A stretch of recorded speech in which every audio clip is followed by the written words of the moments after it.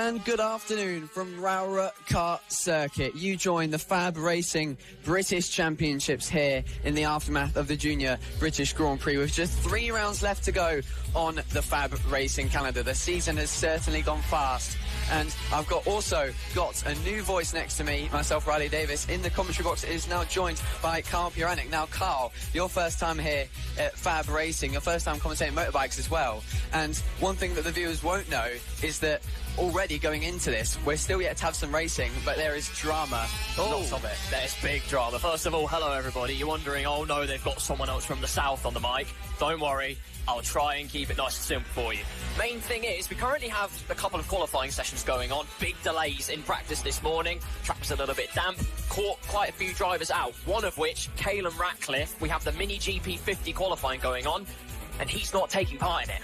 No, it's really heartbreaking, to be honest. One of our favourite races all the way through the season has been GP50 because the battle between Ratcliffe and Pereira has just been titanic, and we've been waiting so much for that championship battle to continue and go right to the final round at Clandau. And unfortunately, in the GP70 warm-up, I believe it was, he went down turn 1 and unfortunately can't compete for the rest of the weekend. We'll wait and see how that affects the rest of his season, whether he can return or not next time out at Three Sisters in a few weeks' time. But so many stories in all classes, and 50s certainly one of them. Not just the Caelan Ratcliffe not being present, but battles for third as well. Tommy Williams, Josh Perkins and Bo Morris all separated by, I think, 3 points for third in the championship. So we've got that to look at as well. Oh, it's tantalisingly close, isn't it? Bo Morris giving Emilio Pereira currently an extremely good fight for pole position. 700ths of a second, just under, is all that separates them at the moment.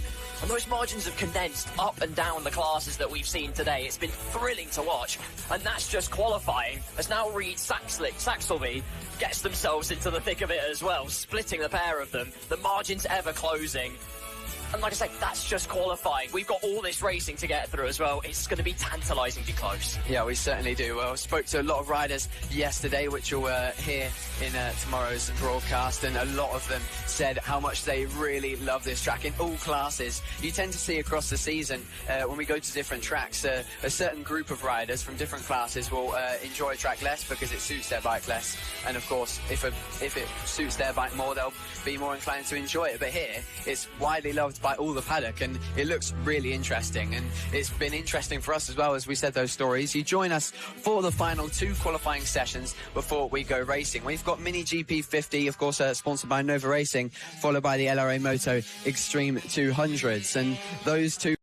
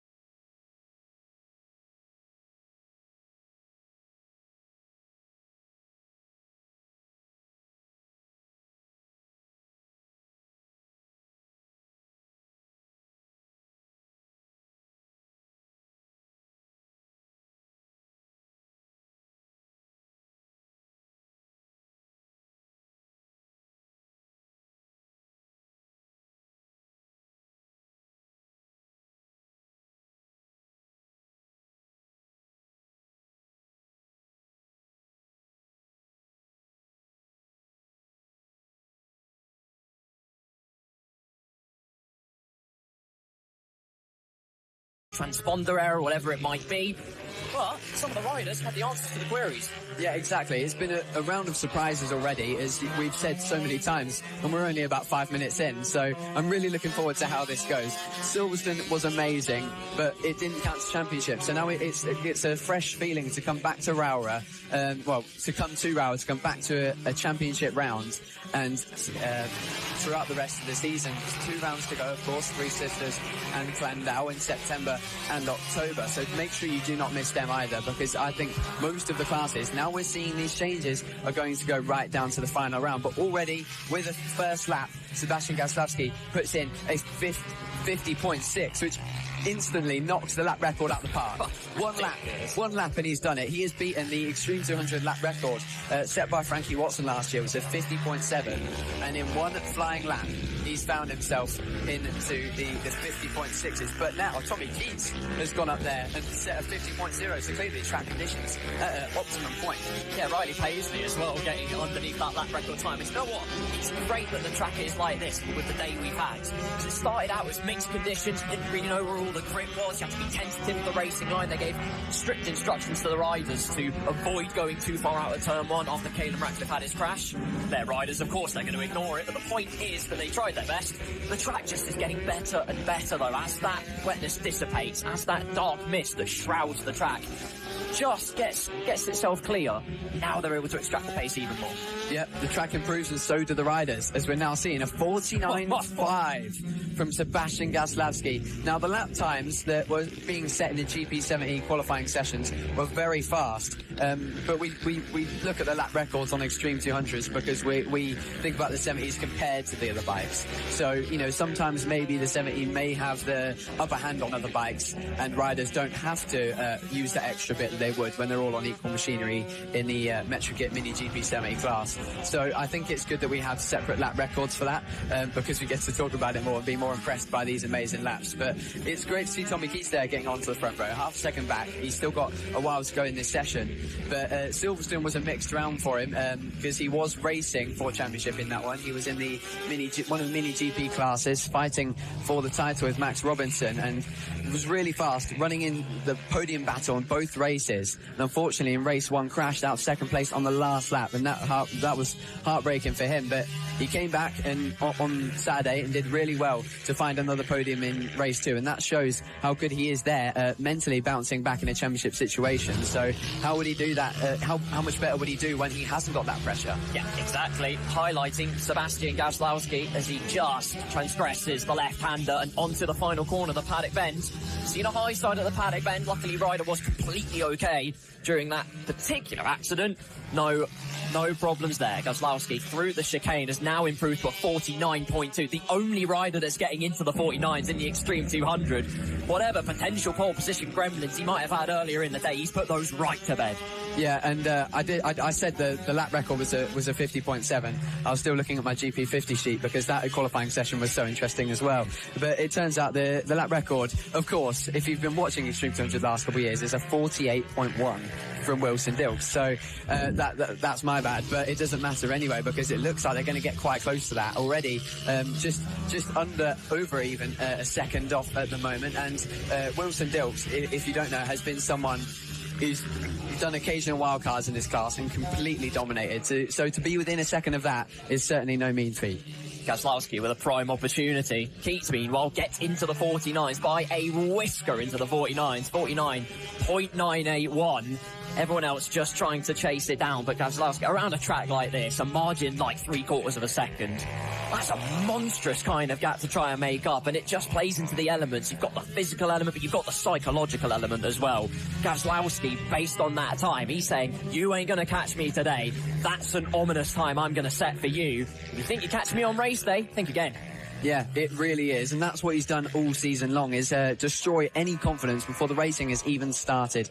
And then he's been able to knock them dead by dominating the race. And that's just the way Gaslowski races. And, I mean, it was so special that Silverstone had to make sure they got their own feature on him and get him to commentate his own lap around the Silverstone kart circuit, which was fantastic to see Silverstone helping us get some more exposure for these young talents like Gaslowski. But Riley Paisley, a mention for him, though, he came along as he's just there. there, getting overtaken by Gaslowski on his 85cc pit bike, that being a two-stroke as well.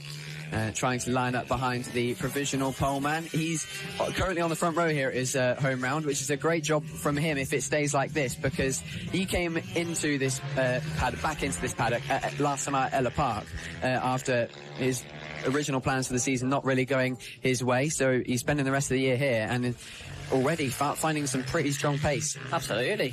Great stuff and good awareness as well from Riley Paisley, just sidelining out of the way to let Gaslowski get on with the job. However, Keats is closing in until Gaslowski just minutely decreases the margin even more, and that's at 49.205. Just extending it by mere milliseconds, but milliseconds can do the job. It's interesting whilst we're highlighting the number 64, the class leader, and that's how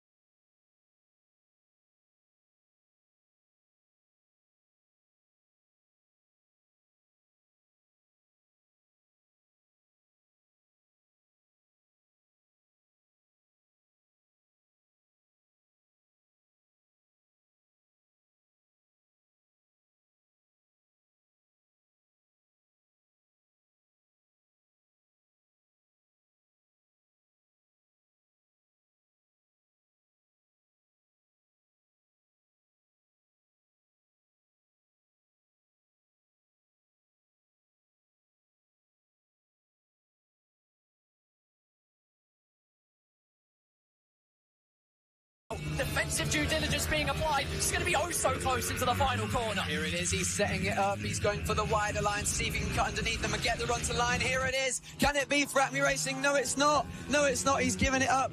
And it is the victory for Team SFC, who come back after being not present at Ella Park to let FAB-Racing know that the championship fight is not over. What a performance there to hang on after all that drama, the lap traffic making a difference. We say it all season long, how it always does, but not more than that right there. That put Matt Lindley firmly out of contention for the win. It's a shame for him because he definitely had the base to do it, but still, he'll be happy with that third place and how strong he was in that fight. It was just wrong place, wrong time, wasn't it, for Matt Lindley? Your heart kind of breaks for him in that sense, but Acme putting the bike in all the right places, so credit to the number 8, the Green Machine, within a bike's length of winning that particular race.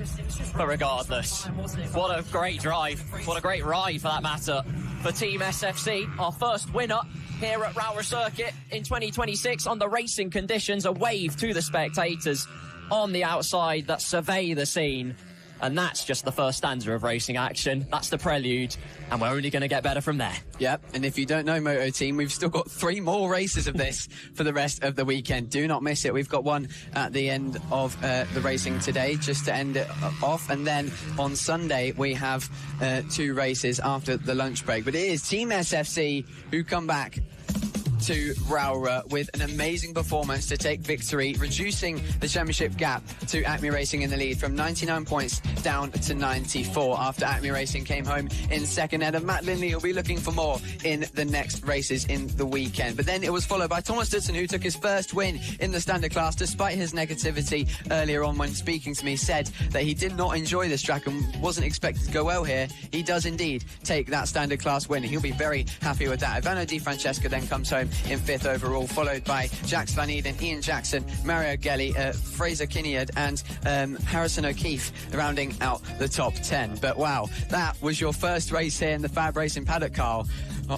What a show already to start things off. I can't be keen to get doing this now. We've got so much racing left, honestly. I can feel the excitement just growing and growing and growing, and I can't stress enough, it's probably even more so when you're on the bike like that. Of course, we're on kart circuits. It just changes the element, though, because you are oh so exposed, but that just ups your adrenaline even more. Cannot imagine what they're running with. What else for me? It's just how quick these things are. They zip. The power-to-rate ratio is just immense, and you can tell that. Those things can fly. Yes, they certainly can. As a Moto Team, that was a truly amazing race. We now move on for the rest of today's racing. And so we move on to part number 2 of the racing action. We just had the Moto Team class. What a first spectacle we've had. But now it's time for the second sensational stanza, the AC40 Pro class.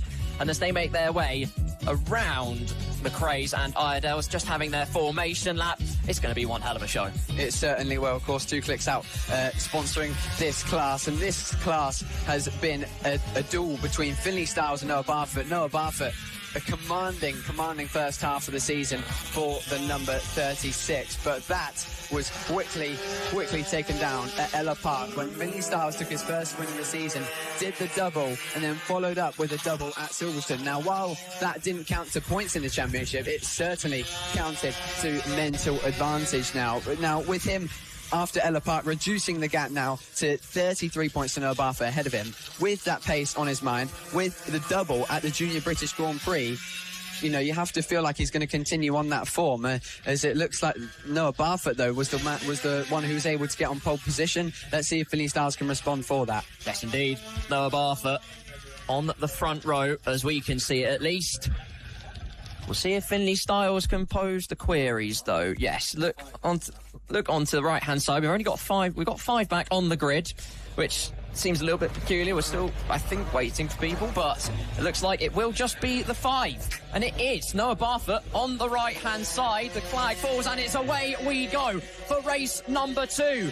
And it is a decent start for Noah Barfoot on the outside as they make their way through the first chicane, all getting through there nice and safely indeed towards McRae's for the very first time. Just hitting the apex, knee scraping oh so close to the curves. Barfoot had to settle for second place though, and he's trying to give chase immediately. Yeah, Randy Carter trying to get involved in this as well. I said Finley Styles was starting second there. It's definitely pole position after seeing it from the other angle, and he's taken it straight to the lead with a gap, and that's exactly what he did at Ella Park, exactly what he did at Silverstone. Noah Barfoot cannot afford to keep finishing second for the rest of the season. He's been so strong in the first half, but so has Finley to stay consistent and staying in second place. He has to beat him at some point and stop that charge from mounting into a permanent fixture for the next 2 rounds, and it looks like he's already doing that, bridging a gap away from Randy Carter in third, trying to chase down his championship rival already. They've got plenty more laps to go. 8 laps then of racing for these two to find out who becomes the dominant force for these final 3 rounds. Finley Styles leads, Barfoot in second place, just trying to assess the situation.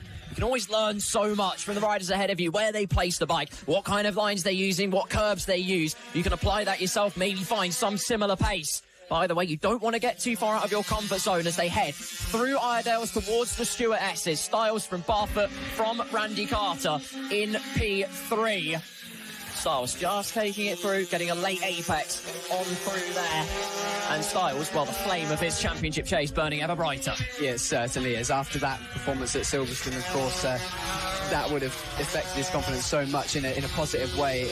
Nothing can do you better, really, than winning at a Grand Prix in such an amazing event. We spoke earlier about how important it was for these kids to be racing alongside at the same event as their heroes. Of course, one of those heroes being his own uncle, Bradley Smith, who took victory in that same weekend in the Bagger World Cup. So that was fantastic to see, of course. Finley Styles sporting that replica showy helmet of his uncle and taking it to that top step for now. But let's see how Noah Barfoot responds. He tends to come back towards him in the later stages of the races, and we might be able to see that here. But Finley Styles off to a good start with a 55.8, not too far off the lap record with a 54.4, which is still stayed there from 2018, set by Mason Foster, who's gone as far as the Moto4 British Cup this year. 8 years in the making, potentially breaching the record. Finley Styles could have an opportunity to breach that. Barfoot just a few tenths off in terms of the lap times. Randy Carter a few tenths off Noah Barfoot. This, of course, the AC40 Pro class. We have another AC40 to treat ourselves to later. You definitely want to be here for that. Finley Styles doing everything he needs to do, and with all that motorcycling blood flowing through his veins, you can hardly be surprised. Noah Barfoot in P2, Randy Carter in P3 with Ben Simpson in 4th, and finally Levi Howe rounding out the AC40 Pro class. Through McRae's we go, highlighting Noah Barfoot, currently the championship leader. Finley Styles, though, proving to just chomp on that gap, get hot on his heels. And like you said, he can't afford to finish second all too often now. He's got to make ends meet, get ahead of Finley at least a couple of times, just put himself back in that dominant position mentally.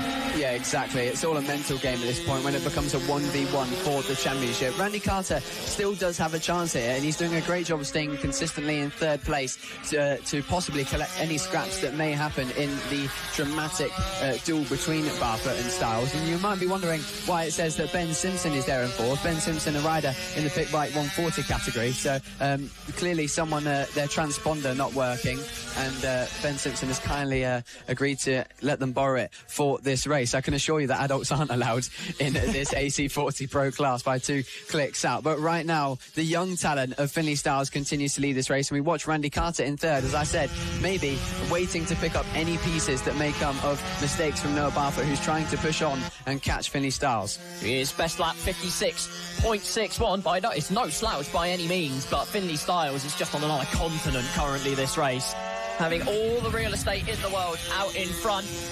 Randy, though, just going about his own race, just making sure he keeps it clean. He'll get himself a podium finish, and that will take him forwards throughout the rest of this race weekend. Something about Finley Styles, though, of course, now he's got nearly a 3-second gap out in front. No real challenge from behind, just has to go through the laps. how do you keep your head in the game? Sometimes it can be easy to just maybe switch off, think you have the job all too easy. So as a rider, how do you keep yourself in that psychological frame of mind to make sure that you just bring it home? I think for some riders, it's looking at the pit boards that help them a lot. Not all of them have pit boards, but I think most of the riders here in the pros do, from their parents that are kindly helping them out and helping their kids reach the top levels that they are so high on as well. And that, I suppose, just interrupts that moment of the locked-in phase. While it's good to stay in focus and in that zone, sometimes you just need to interrupt it a little bit to make you sink back to reality and realise what you're doing, because with that you could automatically push really hard at the pace you've been used to in qualifying or previous rounds, and realise that with the laps you've just been doing, you're surprised you haven't crashed yet. But these kids, they don't tend to think about that, so that's why we see a lot of mistakes, and that's why we also see, as the weekend goes on, the lap times improving substantially. Bike number 219, fourth place being highlighted. Ben Simpson on our leaderboard. Again, plenty of clear air for him, plenty of real estate to ride into. No issues for him. And it's all learning as well. Even if you have this gap in front of you, that point, like you say, if you have the pit board, you can just keep on chipping away at the personal best. Just find more and more time. Because it's so much, it's not necessarily maybe about the result you can get, but it's also about the confidence you can build up within yourself. It can just be as simple as, oh, I did a personal best time in that race, now I can keep building from there. Yeah, exactly that. The AC40 Pro class is really the class where the kids, iron out their final stages of mini moto racing and learn the final fundamentals of fighting for championships and dealing with the mental game that is motorcycle racing. And then that's when they, jump onto bigger tasks and get onto the geared bikes, the 50cc's in the Metrokit Mini GP50s or the Ovale 160s, GP50Rs, and all kinds of bikes that may be present in these kids' careers. And as I said, AC40 Pro, it is the fastest of the three. They're all the same bikes, but there is a small difference in that because there's a exhaust restrictor plate which is slightly less extreme on these bikes, which allows them to go faster, allows them to take tighter lines as well and get better power out of the corners. And right now, speaking of power, Finley Styles looking like the dominant power for the rest of the season if he carries on this trajectory. Has the ultimate power, Finley Styles, the only driver able to even get into the 55s in terms of overall lap time. Noah Barfoot, whisker away from it with his best time, but no cigar on that front. Same for Randy Carter. And we're just highlighting 184 briefly. Levi Howe, you'll have seen him tracking around again, going through the motions, but onto the final lap here, and it's been processional from Finley Styles, but the main thing is you get the job done. It's been exemplary from him. And that just shows you how important building confidence is for these young kids. It can turn them into a completely different rider. While Finley Styles had an incredible first half of the season to hang on to second place and stay so consistent, he's turned into a new force of domination and replaced Noah Barfoot as that figure of the AC40 Pro class, sponsored by 2 clicks out, as he now makes his way through on the lap traffic of Levi Howe, and might just be the only rider able to do that at the moment. If Noah Barfoot, stays at that 7-second gap, he's probably just going to bide his time and take it to the flag, go back to the pits and think about the next races and how he can improve. Through the sunny bend for the final time comes Finley Styles. The championship chase, that crusade going extremely well, and it's only going to get better. First blood to the number 19. Finley Styles wins the first race in the AC40 Pro class. Noah Barfoot will cross the line, closely pursued by Randy Carter, who was chipping away with personal bests, but will still get a podium when all is said and done. Levi Howe also crossing the line. Ben Simpson soon to follow. There's your top 3. Finley Styles takes the first race win in class. Brilliant drive. Simply superlative from the number 19, wasn't it? Yeah, it really was. And it was something that we were expecting coming into this one. But I tell you what, it was a good ride from Randy Carter, as you said. Third place where he's been for most of the season.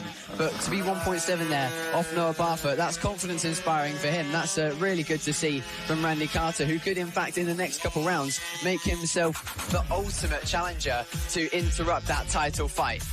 Finley Styles then just closes that margin. The gap gets narrower. The tension builds. It's exactly the cauldron of emotion that you want to see. The number 19 gets the job done in the first race. More to come from the AC40 pros. Noah Barfoot and Randy Carter left to wait in the wings for the time being.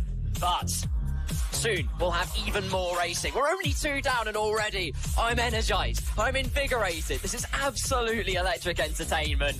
And soon enough, next on the block, ladies and gentlemen, we go from the AC40 Pro to the rookies. Grassroots to Grand Prix. We'll be there in a moment. Yes, and the AC40 rookies always bring action. It is such a tight-packed grid. So many young riders starting out their careers, of course, this being the ultimate stepping in point to the FAB-Racing paddock, where all the big names in British motorcycle racing, if they are young enough to have competed in FAB-Racing since it began in 2004, will have come through AC40 rookies. And in turn, I mean, we spoke about Mason Foster holding the lap record in AC40 Pro since 2018. This has also yet to be beaten in the AC40 rookies class since 2018, and that was set by none other than Henry McCartney, also a Moto4 British Cup rider that has joined the FAB-Racing paddock for a wildcard this year already at Clay Pigeon, and he certainly delivered us a spectacle, and these kids are ready to do that here as well. Yeah, the rampant return of the Mac, as it were. Brilliant to see him back in the fray of it. But the rookies lining up to get ready. They make their way out onto their acclimatisation lap. They'll line up on the grid first, a little bit of a briefing. They'll understand what the assignment is, and then we will go from there. Yeah, we'll have to wait and see then how the grid forms up. Thank you very much for tuning in. If you're just tuning in now, we've just had Moto Team and the AC40 Pros, and now we go to the rookies, the youngest kids here, as you can see there. Eros Garrett, unsurprisingly, you have to say, lining up on pole position. He has been fantastic so far this season. He was consistent in the times of domination when the likes of Harry Burridge and Albie Stone were incredible in the first couple rounds, and has now developed that into race-winning pace that he put into work at Silverstone in fine fashion with some really impressive lap times. But it wasn't easy because Bobby Baker and Vinnie Glossop were right on him in that battle, and I think lining up there second and third, it's going to happen again. It is the tremendous trio. Eros Garrett, of course, bestowed with a name from the gods. His riding's not bad either, I suppose, but Eros Garrett knows how to get the job done. It was a brilliant qualifying performance as well. From the number 84, you see on the left-hand side, we have a couple of riders just having a minor moment at the back row. They're just getting themselves into formation, and then we'll be underway for the Grassroots Grand Prix AC40 rookies. And oh, what a spectacle it's going to be, because it's rookies. There's still a point to prove either way. They want to be, the first name on that list as a rookie, to just get them elevated up the ladder, to give themselves that exposure in the series. Then from there, sky's the limit. Yes, it certainly is. Here they come then to start their formation lap. As we mentioned, the front row consisting of Eros Garrett and Bobby Baker. And then following that was Tyler J. Windard, who put in a really good qualifying session to land himself fourth. He's been a little bit lost recently, has Tyler J. Windard. He was really strong at Clay Pigeon, fighting for the wins and podiums, and had a pretty nasty crash to the hairpin and was quite dazed after it. Since then, hasn't quite been able to return as powerful as he was there at Clay Pigeon in terms of his pace in the previous rounds. But it looks like he's back. Fourth place on the grid is really good, and in the rookies, there's plenty of space to overtake. The bikes are so small, the riders are so small, and the track, the width is irrelevant. You could race them on halfways and they'd still be able to pass each other. It's just your canvas for overtaking, isn't it? You've got all that space to work with. It's gorgeous. Look at it. Also interesting, in the realms of the mind games, pretty sure Bobby Baker overtook Eros Garrett going into turn one. He stated the intentions. Eros Garrett, when the flag falls, he's got to answer the question. Yeah, it seems like they've just got a while to wait before they get this on started. It seems like someone has had an issue in this formation lap, as the yellow flag was just waved there before their race gets started. But a few more riders then just stacking up at the back of the grid, and that's just going to build the pressure for these young kids, especially for those like Vinnie Glossop, who has been so prominent in the front battles, but is still yet to get the win. Let's see then what can be done about Eros Garrett. Can his run of form be thwarted by Bobby Baker, Vinnie Glossop, maybe even Tyler J. Windard? We'll have to wait and see. It's the grassroots level here at FAB-Racing, sponsored by Grassroots to Grand Prix. Will they go from Grassroots to Grand Prix? Right now, they aim to go from one checkered flag to the other in first place. Who will get there first? Will it be Eros Garrett or Bobby Baker? Vinnie Glossop maybe. We'll have to wait and see. As a few riders getting away on a jump start, but the rest of the grid go when the lights go out. And in turn, a brilliant launch from Vinnie Glossop, who launches his way into first place. Incredible start from him as he looks to set his target on that first win of the season, but closely challenged by Eros Garrett, who looks to make his way back up the inside. Not quite possible yet, but on the exit, trying to find that outside line for the next corner. As I said, overtaking opportunities everywhere you look, and here's one right here. Third to first, immediate hole shot, but then Eros Garrett's down the inside. Glossop runs it wide, and it could be Eros Garrett back into the lead. No, great momentum out of the corner there from the number 61. Eros Garrett, the number 84, though, goes down the inside again. You leave the space open, Garrett's going to side on through. That was truly amazing there from Garrett on this opening lap to put on such a confident overtake like that to sit up Vinnie Glossop and make a gap now between himself and the man in second place, because we're seeing now a bit of a group starting to form for second place, and already Eros Garrett trying to pull away and put his qualifying pace to use. But if these three work together, use each other's slipstream due to being on these tiny little bikes, they can easily catch Eros Garrett in quick time. And one thing we do know about these small bikes is that lap times, as I said, in AC40 Pros can change very quickly, and that's exactly what we're going to see here. I think down goes Bobby Baker, losing the rear on the hairpin on the early stages, trying to push to catch Eros Garrett after seeing his season rival pull away with the lead. Got a little bit too desperate to close in. You can see there the emotion as he realises his mistake is very costly to the beginning of his weekend. Devastation for Bobby Baker. You have to feel for him, but there's more chances to come. Bobby Baker absolutely besides himself, but he's got to get back on that bike.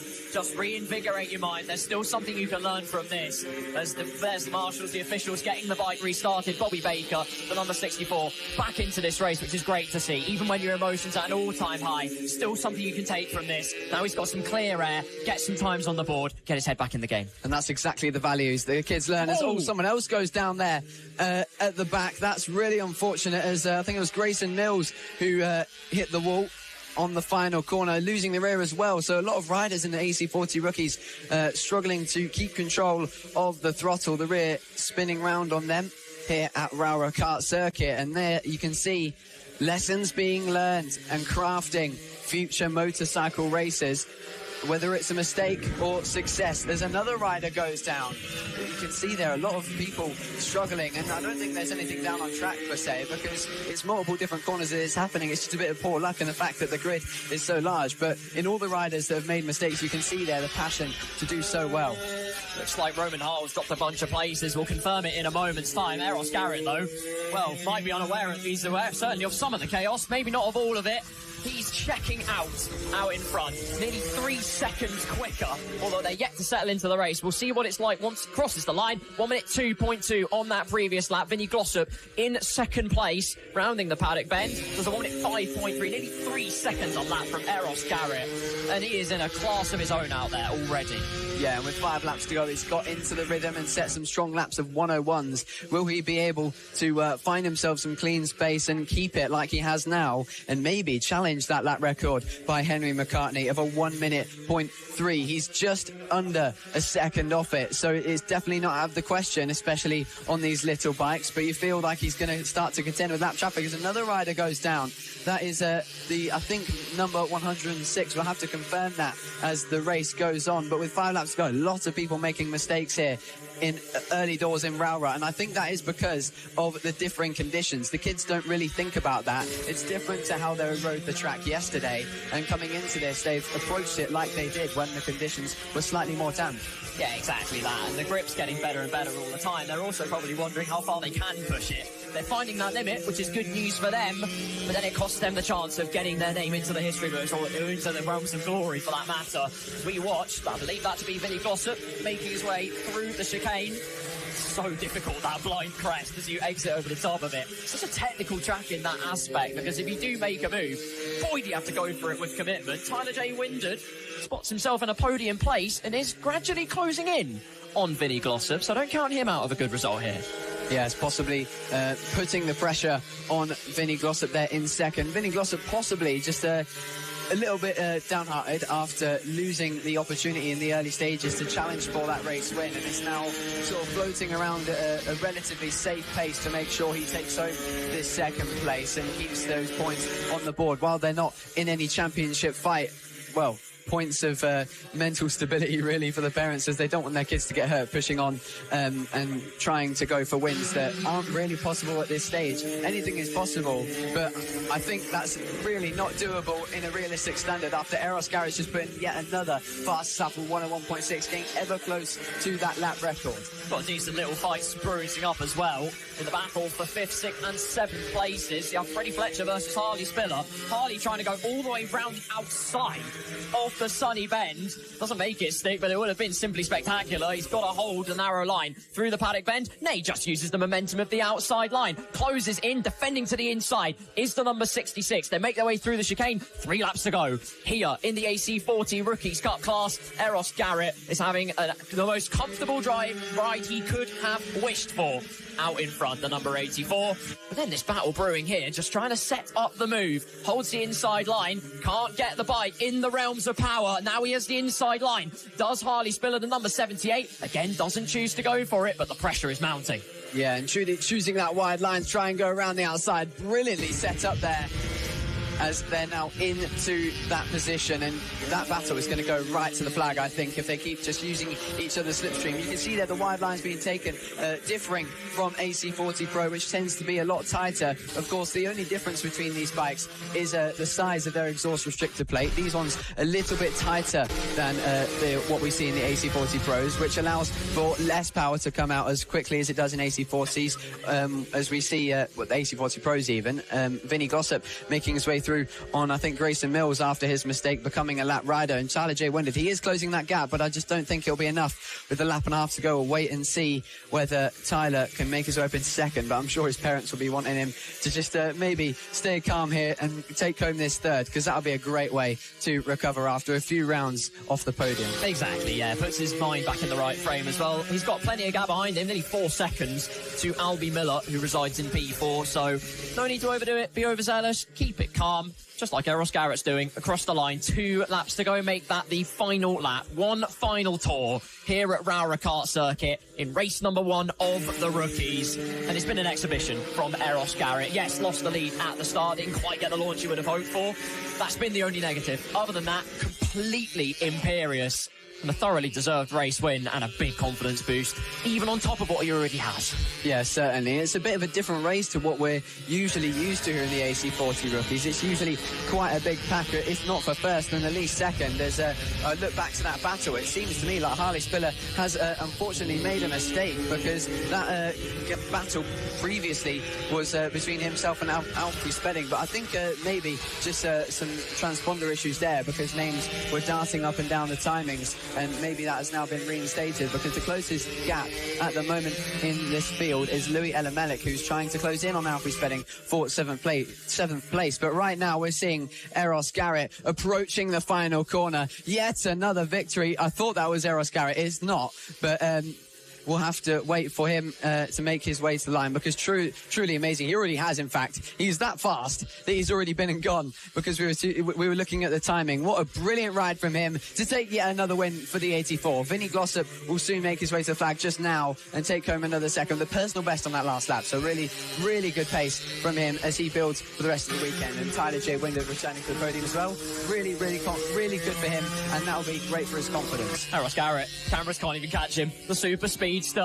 Vinny Glossop, Tyler J. Winder, what a world of good that will do for him. To get that podium place, doesn't matter if it came at the expense of others making mistakes, you have to be clean. To finish first you have to finish exactly what the number 8 did. Albie Miller, Hudson Heaps complete the top 5. Another great race, but shows that no matter what corner it is here at Rowrah, no rider is safe. No, certainly not, especially when we have, lapped riders in the mix as well for all sorts of drama that may occur in these classes. In all classes, lap traffic tends to be a decider, but right now it is Eros Garrett putting in yet another amazing performance. is indeed Eros Garrett P1, followed by Vinny Glossop in second place, country mile off, but Windard not too far behind in P3. Albie Miller in fourth, then have Hudson Heaps in fifth, with the top 10 being completed by Harley Spiller, Alfie Spedding, Louis Elimlech, I'm so sorry mate, Freddie Fletcher in ninth, with Caden Bailey rounding out the top 10. A great show from the rookies there.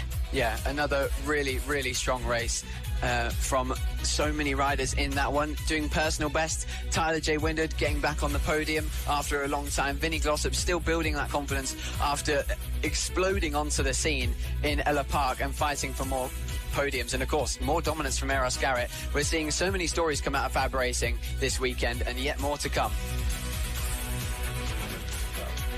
Well, AC40 Pro has gone, AC40 rookies have gone, and now for the big one, AC40 into big old grid. Just the most closest qualifying you could wish for up at the front. It tees us up so nicely. To put it into context, Oakley hit well, the number 74 in P1 at 59.175. Logan Paisley just over a tenth off. But it comes down to the consistency in the race. It certainly does, especially when we get to bikes like these where mistakes can so easily be made and lines change instantly. You can take multiple lines through a corner on one lap because you're in that corner for so long and in that stage of being on the side of the tyre for so long as well. And that's what makes Logan Paisley, for one, his defending prowess so impressive. You'll see that throughout the season. He's been incredible at keeping riders behind him and preventing them from overtaking his number 25 machine. Of course, you said there, AC40 Inter, the big one. Of course, the grid is huge and the battles always incredible. Of course, the middle of the three AC40 classes, but nonetheless, we're waiting for some incredible racing with Logan Paisley starting us off. Never falls short in the currency of absolute cinema, does the AC40 Inters, brought to you by LS2 helmets. They make their way around for the reconnaissance lap. Grid lineup is as follows then. Oakley hit well, 74 is in P1 on pole position, has the inside line at his disposal. Logan Paisley though, not far behind in P2. Austin Baton in P3 with Albie Stone in 4th. Daisy Grayson and Jensen Brown 5th and 6th on the third row, with Chase Carter, Casey Reeson, Izzy Cook and Keely Bailey rounding out the top 10. Savannah Polden in 11th, Imogen Viviers in 12th, with Theo Tyler in 13th, rounding out our grid lineup. It's set to be a spectacle, this.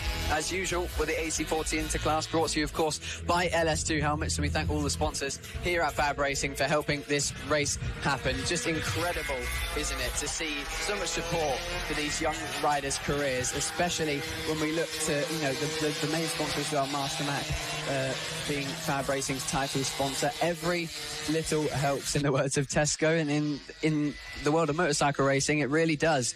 And right now, they're going to need every little millisecond they can get to try and find advantages in this race. Absolutely right. Hello to everyone, whether you've tuned in, doesn't matter what geographical point. Hello to all the people in America that are tuning in. Hello wherever you are listening or watching from. It is great to have you here for the ride. And the riders in question that share the front row going very aggressive on their grid spots. They're just looking for any space in case they have the launch. They don't want to waste their momentum swerving around other riders. They want to beeline it in a straight line. It's what gave Vinny Glossop the lead from third place in the rookies class. Quick briefing, then the flag will drop, and then it is eyes to the lights. Full focus.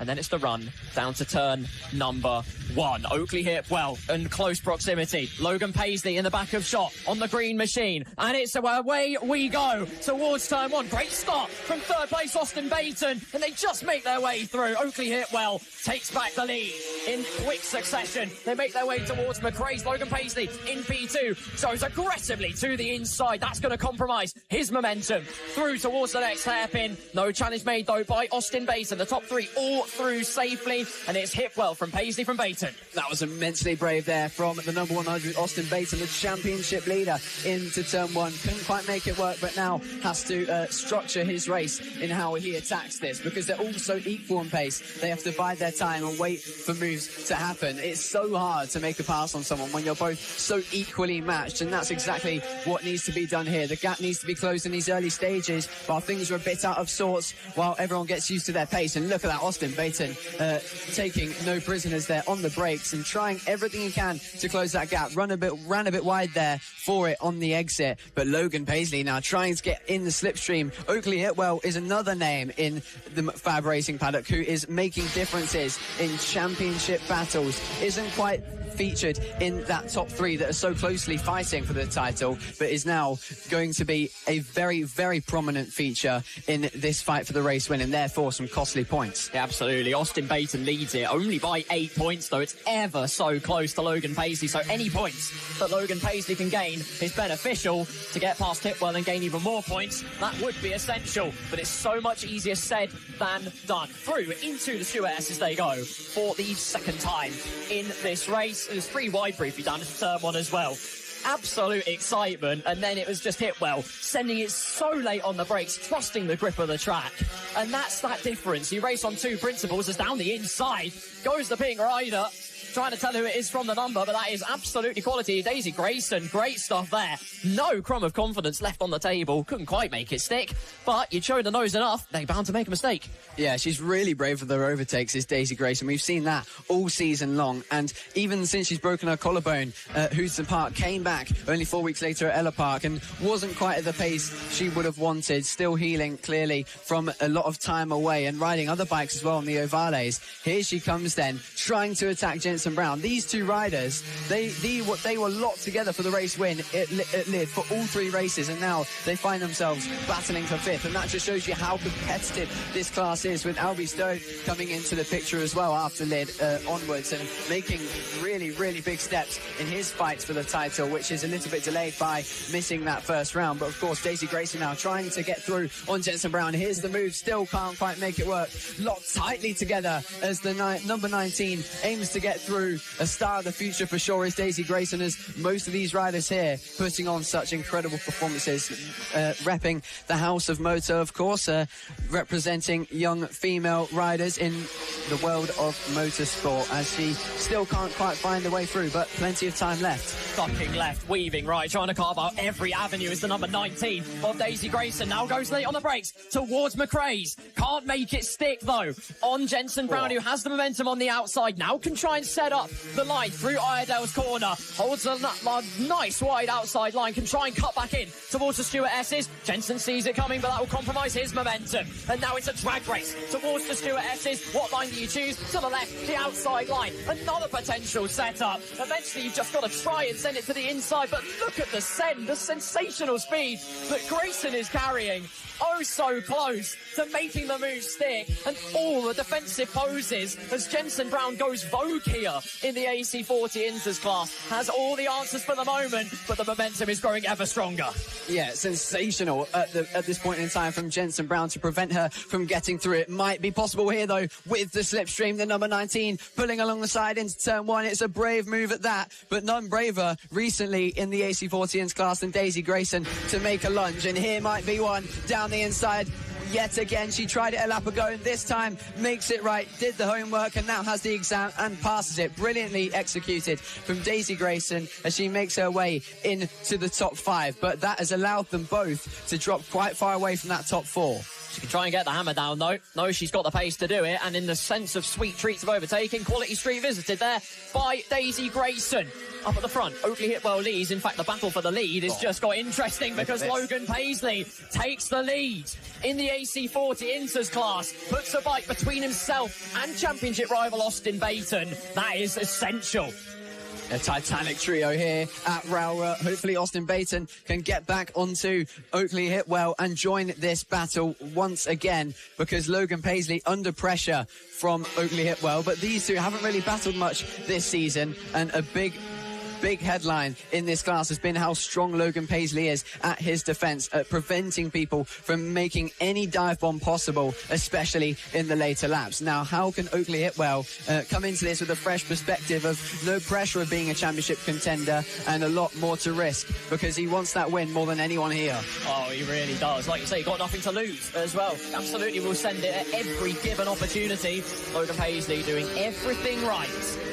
to try and narrow that gap. The number 25 leads. Number 74, Oakley Hipwell in second. The two conjoined at the hip in qualifying, figuratively speaking. And now Paisley looking to stretch the advantage. There's Oakley Hipwell, number 74.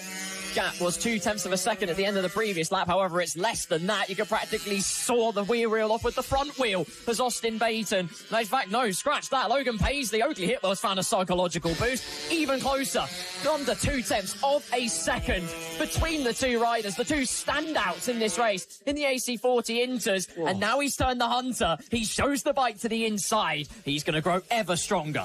Yeah, locked so closely together at the moment. If they start battling in the next few laps, this could really help out Austin Baton, who's started to significantly drop away from this duo, who are really starting to put on the pace now. Now that they're not overtaking each other, just working off each other's pace, they're putting in some amazing lap times, as you just said, Carl, because with 3 laps to go, Austin Baton starting to lose touch, maybe thinking about the championship. While he would lose the championship lead, it's certainly a lot better than crashing, trying to keep up with them. But as I said, nothing to lose for Oakley Hipwell, who is trying to get that first win. Forget podium, he's going straight for the victory. Absolutely love to see it. Throw all caution to the wind. They have got traffic to contend with, though. We've seen this go a bit skewy in classes gone previously. Not too many, and unfortunately for Oakley Hipwell, he's caught in the wrong place at the wrong time. Paisley was very brave there. Put a lot of faith in the rider on his outside to not squeeze him at the chicane. Makes it through completely unscathed. Oakley Hipwell just about navigates his way through the traffic, but has lost a significant amount of time. But that's the crux of it. They're not just going to side on out of the way for you. You've got to send it. You've got to make the moves, just as you would if it was any other rider out there. Demonstrating there the racecraft of a championship leader, which is exactly what he will be if it stays like this. 25 points will go his way, and then 16 to Austin Baton. No, actually less than that, 13, because he's dropped to 4th place. He must have made a mistake somewhere, because Albie Stone has found his way up into 3rd place, and it was quite a gap between those two going into that. So traffic maybe being the ultimate decider yet again in that one, and that might give Logan Paisley an even bigger margin to work with heading into the next races tomorrow. Indeed, final lap of this particular race in the AC40 Inters class for Logan Paisley. Oakley Hipwell is going to push him all the way to the end. 25 versus 74, locked together in qualifying, locked together on the front row, and now sharing the same piece of real estate on the racetrack. Through to Iredale's for the final time. Logan Paisley, though, looks to have it a little bit under control, just for the time being. Just the Stuart S's to go. And Hipwell will pose all the questions he wants to. Paisley, though, just keeping it nice and steady. This will close the gap at the top of the championship. Baton now down to 5th place. Even more trouble getting through the traffic. And that will mean that quite possibly, if my maths is correct, that at least after round 1, the class lead in the championship will switch hands in favour of the number 25. Through Paddock Bend for the final time. Phenomenal from Paisley, who wins the AC40 intermediate class. Oakley Hipwell, everything he tried, it was oh so close. Not close enough. Albie Stone takes the final podium place in race number 1. Daisy Grayson brilliantly takes P4, and Austin Baton, well, skulks on home to P5. What could have been for the number 100? Yeah, something severely wrong there. Maybe a bit more of a story behind that than just struggling with lap traffic. We'll have to see how that develops across the weekend, because, I mean, there was some really big gaps between what was 3rd, 4th, 5th and 6th. All of them separated so widely. And for Austin Baton to so quickly drop back to 5th is very interesting. So maybe they'll be able to get, if an issue it is, get that sorted for tomorrow, and we might be able to see Austin Baton respond to the championship lead being taken away from him in the next races.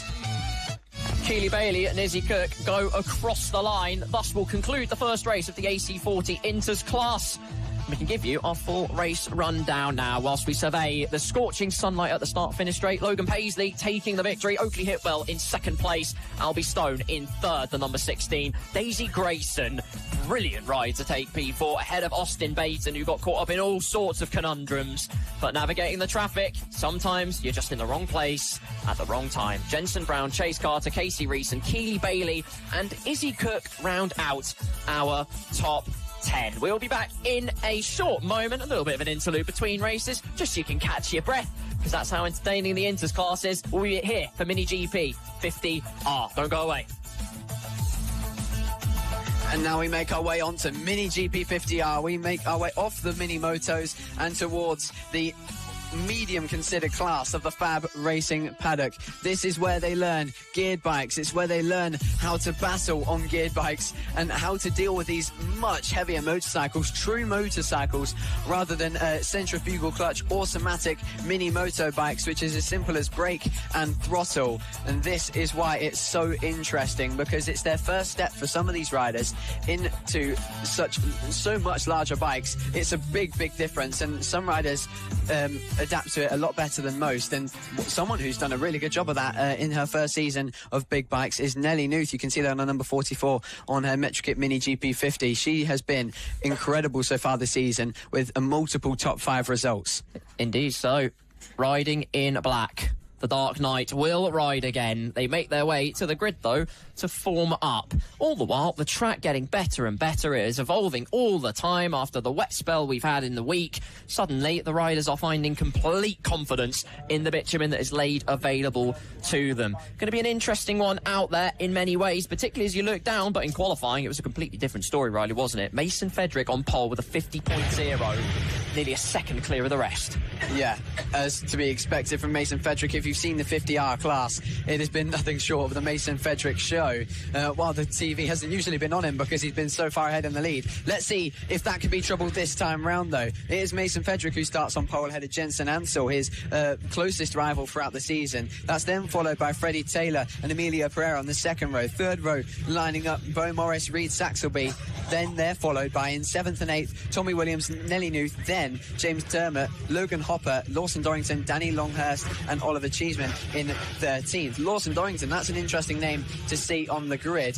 He was in the interclass only a few rounds ago, so an interesting step up for him to get on the big bikes as they get their formation up underway. Someone having an issue there, that might in fact be I think that's James Dermott on his Ovale having an issue. That Spider-Man helmet, very recognisable for him as he tries to get that bike started again, and there it is, there's first gear as he gets away. Let's go the clutch. There it is. You can certainly see the riders getting used to the power upgrade that they find on whether it be the Metrokit Mini GP50 or the Ovale. It's certainly a big task, but they're all managing it very well. Yeah, brief pop of the wheelie there. If nothing else, just a good bit of showboating on the start-finish straight, rounding the Stuart S's once again. I'm excited for this one. I think, particularly in the mid-pack, I'm looking at some brutal battling happening. It's going to be just pure excitement all the way through. Make their way through the sunny bends. And there, as we highlighted, that right there, Nelly Knuth with the black helmet, the pink overalls, the number 44, extremely distinctive. They round the paddock bend. And, well, strap yourselves in, ladies and gentlemen, because while it's a logical step for some, like Riley said, to make their way up to this class, have more power at their disposal, we all must remember, with great power comes great responsibility. Yeah, a brilliant reference there for one that many will understand, of course, as we watch on with Mason Fedrick on pole position. Will he finally be able to be stopped in this race? You can't really say it, but anything can happen in motorcycle racing, and so far what we've seen at Rowrah, anything can happen. Who are you cheering on? Let us know in the comments, family member, friend, or just a super fan. Let us know here before the 50R class begins. It is, of course, Emilio Pereira, as usual, flying the flag for the two strokes, lining up in 4th. But who will be on top here in the 50R class as they look to the lights and look to get racing for the first time this weekend? The 50Rs leave the line, and Mason Fedrick, of course, in first place, gets away well. Look at Emilio Pereira braving his way around the outside of Reed Saxelby in fine fashion. That's Freddie Taylor, on the Ovale, as he already looks to respond to Pereira. I did say Emilio Pereira aiming to fly the flag on behalf of the two-stroke machines here in 3rd place at the moment. Looks like he's doing a great job of that, but behind Freddie Taylor is Bo Morris and Tommy Williams, two riders that have battled so closely in both classes they've raced in. That's going to be a battle for the ages already. Mason Fedrick looking to check out, as is so often the case here in the Mini GP50 class, and Mini GP50R class, excuse me. Fedrick just checking out ahead of Jensen Ansel, Freddie Taylor in V3. Emilio Pereira, though, bravery beyond the call of duty to hang it on round the outside. Again, you put so much trust in what so many would call a vortex of danger. Danger, what does that spell? You don't smell fear if you're Emilio Pereira. Carrying on through to the next lap, it's Mason Fedrick from Jason Ansell. He's looking to try and close the gap, but 1.2 seconds already. It's looking all signed, sealed and delivered early doors, but anything can happen, like Riley said. Emilio Pereira holding that third place. Freddie Taylor hot on his case. Yeah, certainly, and I think Emilio Pereira at the moment just trying to hang on to that rather than push his way to catch Jensen Ansell and Mason Fedrick. And Jensen Ansell put in a strong lap there to close the gap to 1.2. It sounds crazy to say that already at this stage of the race that the gap is as big as 1.2, and to say that it was close to 1.2, but that just shows the incredible speed of Mason Fedrick in recent times. He's been so impressive, but right now we're looking at an impressive battle for what I believe is fifth place, led by Bo Morris, but right now there's a train at the back of the grid.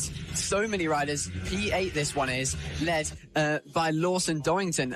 Lawson Dorrington. That's incredible to see. I just mentioned that he's stepped up from the mini motos not too long ago and is now running in that battle with riders who've been on them all season. You can see Nelly Nuth throwing the shapes up the inside on the number 44. Now it's going to try and go round the outside. I will turn to the inside line for Iredale's corner. Just breezes on through. Great bravery on the brakes there from Nelly Nuth. Gains a place as a result. That'll be P9. Carrying on towards the Stuart S's we go. You can see Danny Longhurst followed closely by James Dermott. Trying to find their flow, find their rhythm. Again, another place could go a-begging. Nelly Nuth this time now under pressure. As quickly as the overtake is made, she can quickly lose it. Now gets the psychological boost through St John's and into Sunny Bend, and that will dispel any sorts of danger. Yep, definitely. And I think she might have missed a gear there, Nelly Nuth, on the upshift on the exit.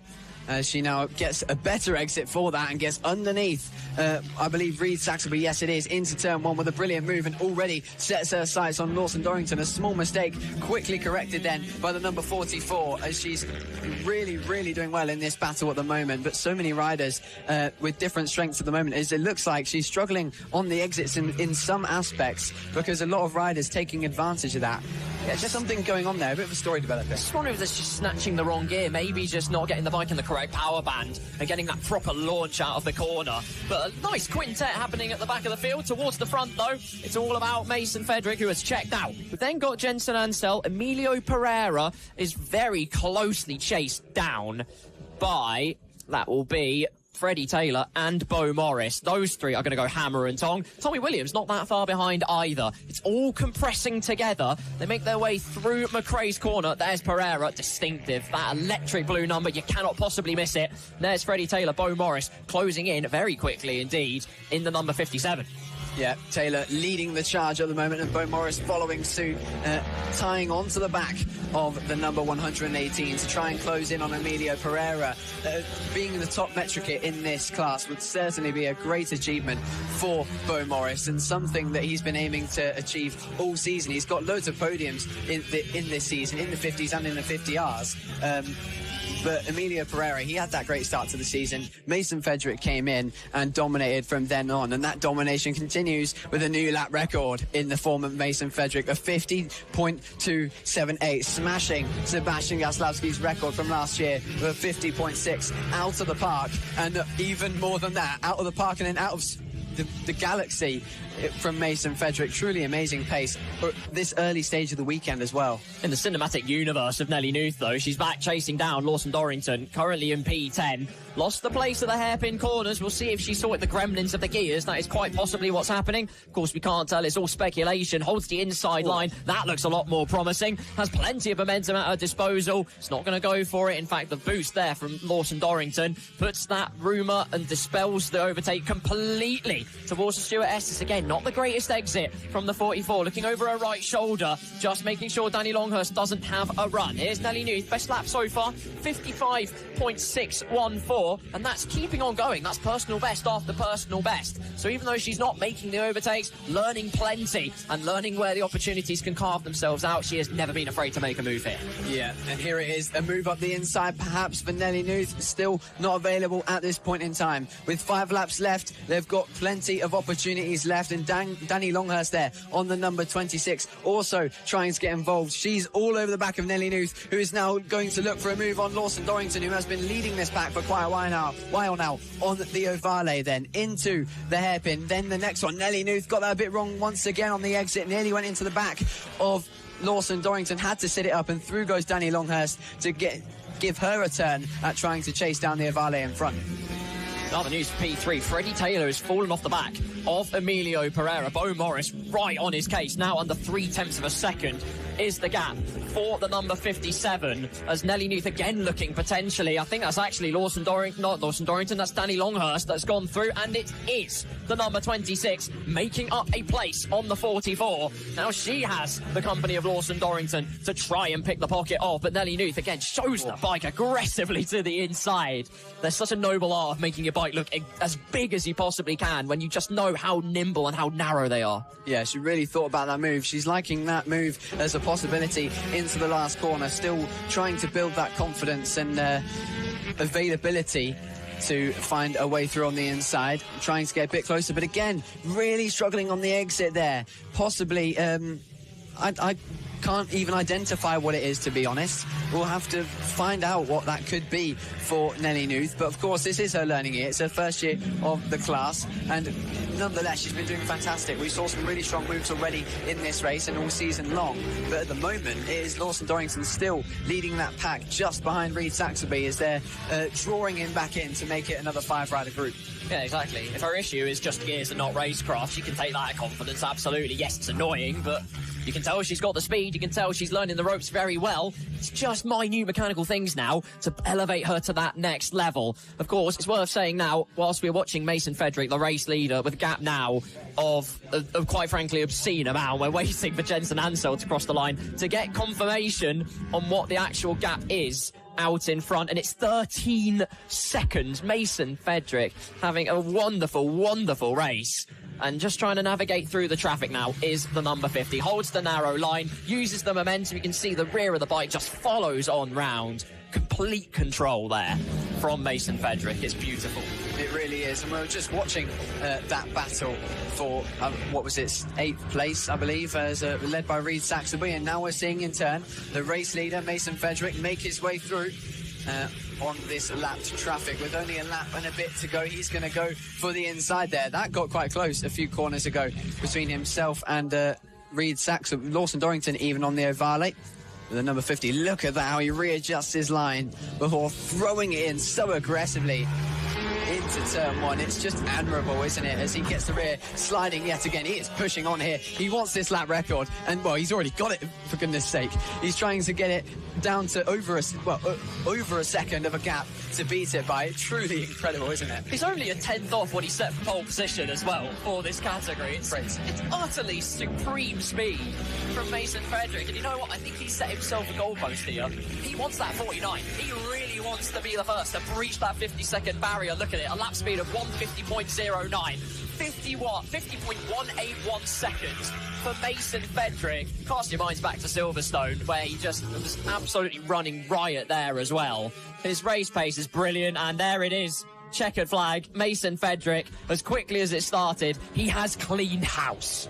Yep, and we didn't even realise that he was making his way to the line at one point, because we were watching that battle, and then, suddenly Mason Frederick pops up and is on his way to the flag on the last lap. Another sensational and incredible performance from him, yet again on the number 50 Ovale. Jensen Ansel still staying consistent.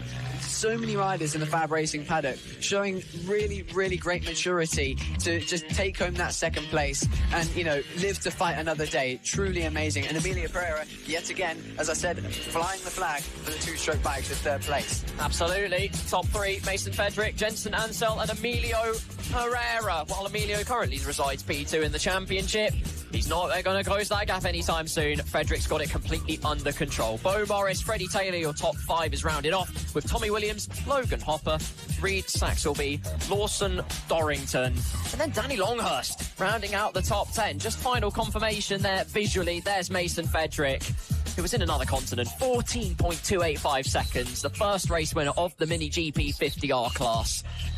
wow. Just simply wow. The mind boggles. Yeah, and he's been spending a lot of time racing in Spain. There's so many of these riders have been, and you can see there what that crafts for these riders, the level that they experience over in Spain, the different tracks that they experience there as well, the different temperatures, the different bikes they'll probably have to ride, and the incredibly aggressive talent that is in Spain. And that just shows how it makes diamonds here in the FAB-Racing paddock. And the entertainment circus very much continues here at Rowrah Kart Circuit.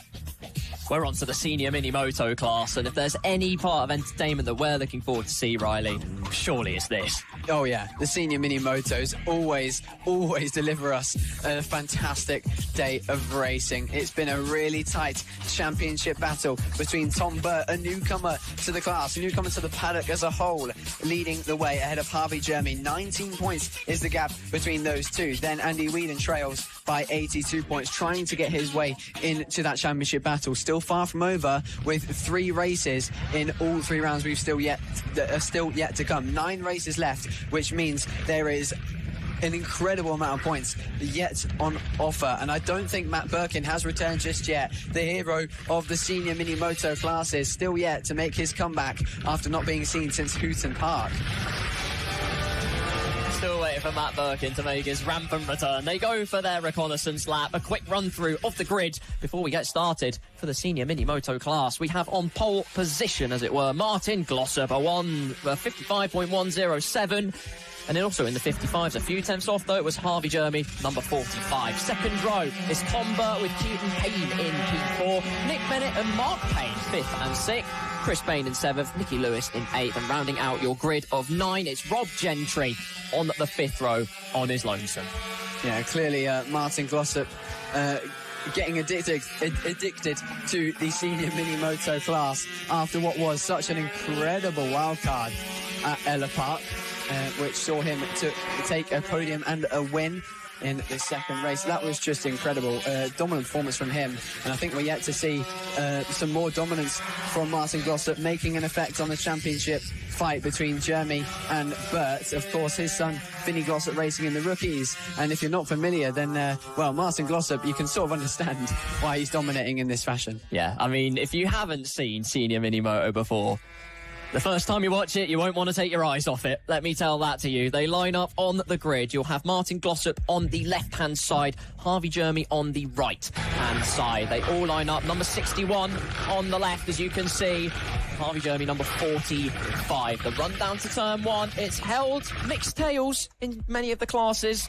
The main thing is, if you have that inside line, usually you are absolutely set. That'll be at the forefront of Glossop's mind, and it's away we go. Just crawling across the ground. It's an absolute anchor drop from Martin Glossop. Harvey Jeremy breezes into the lead. A scorching start there from the 45. Tom Burt and I think Keaton Payne also making their way through. And suddenly Martin Glossop, who's staring at clear air, has got it all to do. Yeah, you said having the inside is so important, and it's very, very great for maintaining that lead into turn 1. But first, you have to get a good start before thinking about defending that line. And right now, that's really, really put him back mentally, because he's been surprised by that one. Got swamped into turn 1 and has now been overtaken by more riders. I think he's all the way down to maybe 6th place. That's really, really big for the pole man, as now the 2 title contenders are able to try and fight for this one. Tom Burt is in second, chasing down his rival Harvey Jeremy, who looks to close that gap of 19 points and make life a lot easier for him coming out of Rowrah. But if we know anything about this class, is that pace comes out of nowhere in the later stages. Does indeed. Martin Glossop looking to invigorate pace in an instant. He's in P5 currently. There's the order.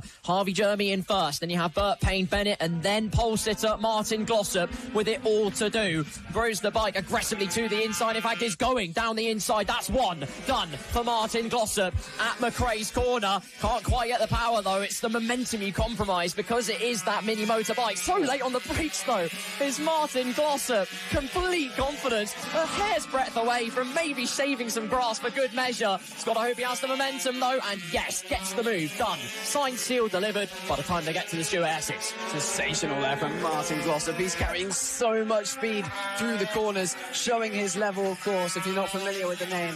A rider in 125 GP. Look how hard he was pushing the rear there. That's incredible. The gap he closed in front of him to Nick Bennett. That was so close to a big crash for Martin Glossop. They might be small bikes, but you can go off them in a big way. And now, with 7 laps to go, Martin Glossop looking like he's fighting for the race of his life. He's been in 125 GP in the British paddock, but is now treating this senior mini moto race like it is the do-or-die situation for his whole career. Here he comes then, trying to trail yet again this duo in front of him and make quick work, because that pace that he showed in qualifying, the pace we're seeing now is 100% capable of the race win. Steady on, son. Not MotoGP anymore. Suddenly Martin Glossop is teaching him how to colour the canvas. All fueled up by the potential of ambition and firing on all cylinders and overtaking to the inside of the sunny bend. That is delightful. Complete confidence in the dive, but that's the compromise, because there's all that weight on the bike. They've not got the most power in the world, and suddenly that's the tricky element that Martin Glossop has got to deal with. You can make a move, but it's actually sealing the deal. That's the even trickier part. Through the chicane, you can see just how fine he's cutting the curves. He can carry it all the way around the outside, using the outside curve. Every single millimetre of track available to him, he's using and utilising to great effect. Still can't get it done though. The momentum just won't work out, and that's the double-edged sword you have. Yeah, I think he's slightly underpowered in some ways. Maybe not got the perfect bike set up for this championship, because of course in the senior mini moto class you can upgrade your bike however you want, of course keeping it within some specific rules. And maybe Martin Glossop, being a wildcard from Ella Park onwards, hasn't quite got the bike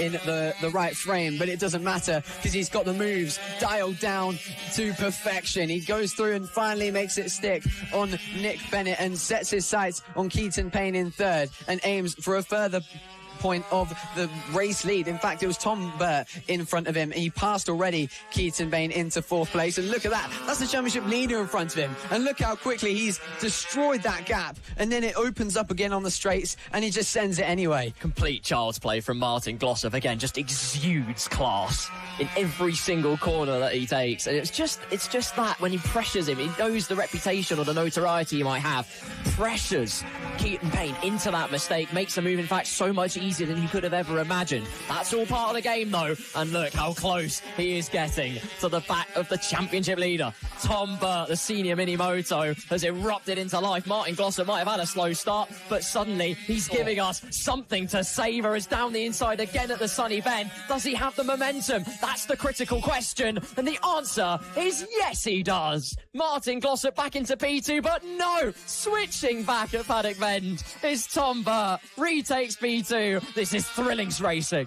What did I tell you, Carl? It is some of the best racing we've got here at FAB. It might look comedic, but it is certainly dramatic as he looks to dart at the inside of the championship leader. Don't forget that he's not anywhere near the championship fight as Martin Glossop, turning up at Ella Park and finding himself a race win. The fastest lap has just been put in by Harvey Jeremy with a 55.4, and he aims now, does Martin Glossop, the number 61, to get ahead of Tom Burt, find himself a gap. That's exactly what he's done all race long when passing riders, taking them by surprise, pushing them out wide and finding himself a gap that is safe enough for him to remain in that position after the next straight that they approach. And look at, again, the speed he carries through those corners to try and maybe find his way up the inside into the last corner. No move available, so he's got all the work to do again when the gap will eventually open up here on the straight. You can see Tom Burt there just slightly gaining a bit more time on the straight, but look at this, the Glossop show at the moment. Maybe not the race leader, but certainly the entertainer, as it's the inside line yet again that he can't find. Now screening in IMAX, essentially a massive clip farm for Martin Glossop. You have to rate it. He's putting on one hell of a show out there. Only 3 laps to go though, and it looks like second place is going to be his peak. Harvey Jeremy has it all completely sealed. 5 seconds the gap between these tussling duo. Through the stewardesses they go. Tom Burt ahead of Martin Glossop, and it's these 2 corners coming up. St John's followed by the sunny bend. You can visually see how much confidence he has, and again has the inside line for the sunny bend, makes it through, but we've seen this one before. Tom Burt will know that there's an opportunity to switch it back. Glossop placing his bike in all the right places, and that will do nicely. A tremendous tussle for second place, and the charge is completed by Glossop. Sensational yet again, and you're seeing the craft of a professional racer of the old days. And I'm saying the old days, but, you know, he was racing not too long ago, and is still the skills required for that evident in the senior mini moto class. Who would have thought that, you know, a professional racer would in the future, after they retire, come to the senior mini moto class and put on such a show like this, like he has, and taking the fight to the championship leader. I think he's a little bit out of time to close in on Harvey Jeremy, the race leader, but right now he's still got a hard task to stay ahead of Tom Burt, who seems to have the dominant force upon him in the tighter corners, able to get the punch out of them, but it's the wider corners that he's so strong at. With 1 lap to go, Harvey Jeremy, he doesn't know the absolute chaos that's ensued behind him. Yeah, on his own, out in front. For a moment, Martin Glossop would have done better running, with his bike just running underneath him, but in the end, when he did get it going, what a spectacle he put on. No question about that. For Harvey Jeremy, complete contrast. It's been pure solitude and peace out in front for the 45, but set the fastest lap on the previous lap as well, 55.404, which is faster than what he did in qualifying. And well, jump for joy for Jeremy, because he only has a few corners to go through these Stuart S's. Then St John's and Sunnybend will be navigated. For the number 45, that was only race number 1. We are thrilled that there are more of these, because what a show it's been. Through Paddock Bend, though, for the final time in the first race of the Senior Mini Moto. First blood to Harvey Jeremy, who closes in on the championship lead. A quality race. Martin Glossop, though, take a bow. Show-stopping under the scorching sunlight. What a show. What a show you have put on, my friend. Tom Burt in P3 rounds off the podium for the number 68. Keaton Payne crosses the line. We wait for Nick Bennett and then Mark Payne also to cross to complete the top 6. Goodness me. Martin Glossop, like I say, we are not worthy. Yeah, that was just incredible. There's not much more you can put into words for that one other than anything short of sensational from Martin Glossop. So talented in how he was holding the speed through the corners, making up for that lack of power that he had on the straight. But that's no mean feat there, though, from Tom Burt to come home in third, to have a really strong battle with a former professional motorcycle racer is definitely an achievement worth taking home, and nearly beating him as well. Well, on tonight's programme, the final race results, they look like this. And the answer is, it was all about Harvey Jeremy, who wins the Senior Mini Moto class. Martin Glossop in P2, a rapid recovery and a beautiful rampage. Tom Burt in P3 with Keaton Payne and Nick Bennett, Mark Payne, Nicky Lewis, Chris Payne and Rob Gentry, rounding out your running order. Whew, deep breath. Ready to go again. It's Mini GP70 next.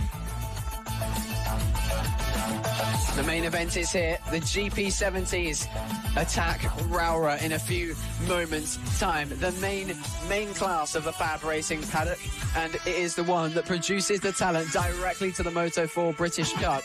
But a bit of a tale in this class is that most of these riders, while certainly talented enough, aren't old enough to enter the class. So we'll have to wait and see whether in the future they'll eventually make it. Of course, this class supported by amphibian scaffolding. The dominance of Sebastian Gaslavsky has been the talking point, but I think the talking point now is how close qualifying was. It really was. He looked to be the only driver in the 49s, the 49.775 final confirmation. There was a bit of a question on the timings, but in the end it was Gaslowski that took pole, but only by 2/10 ahead of Max Johnson. And here they are, lining up on the front row. At least Max Johnson is primed and ready and in position. The number 141, his bike was moving up all the way through. He was pushing that bike into oblivion and beyond. Gaslowski always looked so composed, so calm, but then there's all the way through.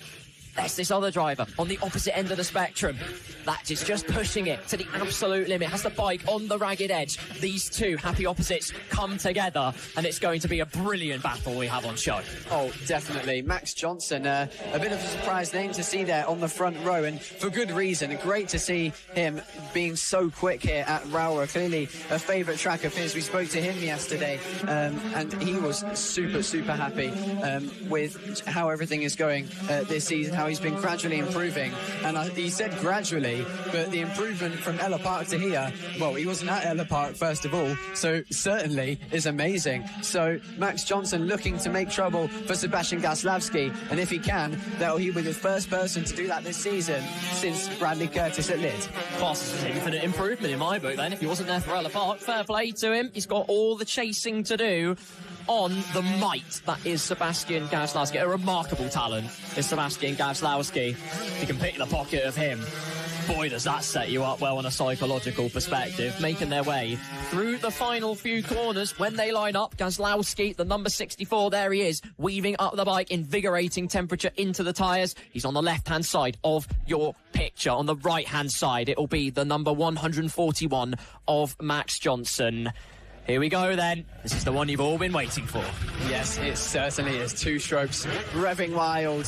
Here, 70cc race-bred machines and young race-bred talent in the FAB-Racing paddock. We have Gaslavsky on pole ahead of Johnson, Austin, Keats, Holden, Perkins. So many names that can fight for victory. The time's so close and everyone ready to go here. The lights are on and soon they will be out as they are now. It's a brilliant launch as it to be expected from Gaslavsky. The number 64 gets away incredibly, but look at that as he usually does. The number 991 of Rex Austin. A brilliant start to get himself up into third and sat in right behind Max Johnson.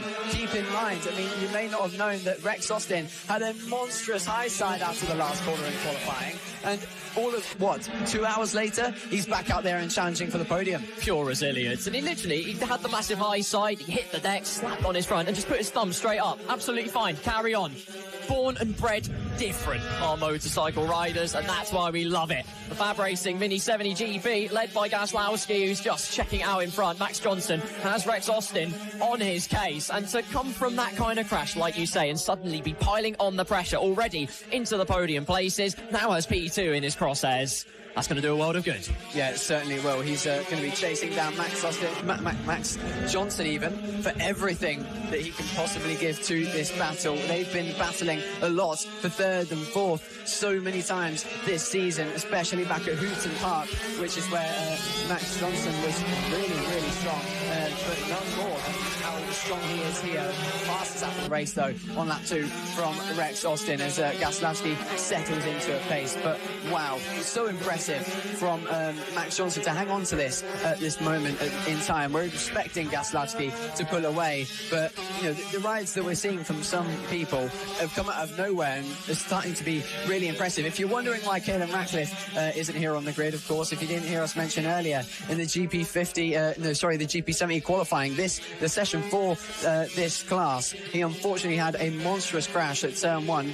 Not to worry, he was okay in the end, but he was knocked out after the crash, but was able to get safely in an ambulance and just to get some checks at the hospital. So we eagerly await the return in the future of Caelan Ratcliffe, but I'm unfortunately going to confirm that after that one we won't be seeing him for the rest of the weekend. It's heartbreaking, but he'll be watching this one, I'm sure, with us live, and we wish you well, Caelan Ratcliffe, and make sure that you're well before you come back too soon, because you wouldn't want another hit on the head when it's already pretty bad. But I know how brave he is, and I'm sure he'll be so excited to get back on the bike tomorrow. I echo your sentiments entirely. Caelan, if you're watching, you'll come back stronger, no doubt about that. Just please take all the time you need. Gaslavsky still leading from Johnson and Rex Austin, piling on that pressure, less than half a second. Look at the line difference, taking such a wide exit in comparison to Max Johnson, who we highlight here, who took such a narrow line, squaring off the bike, pulling it basically a point and shoot kind of corner, as opposed to making it more of a gradual kind of exit, using all the space available.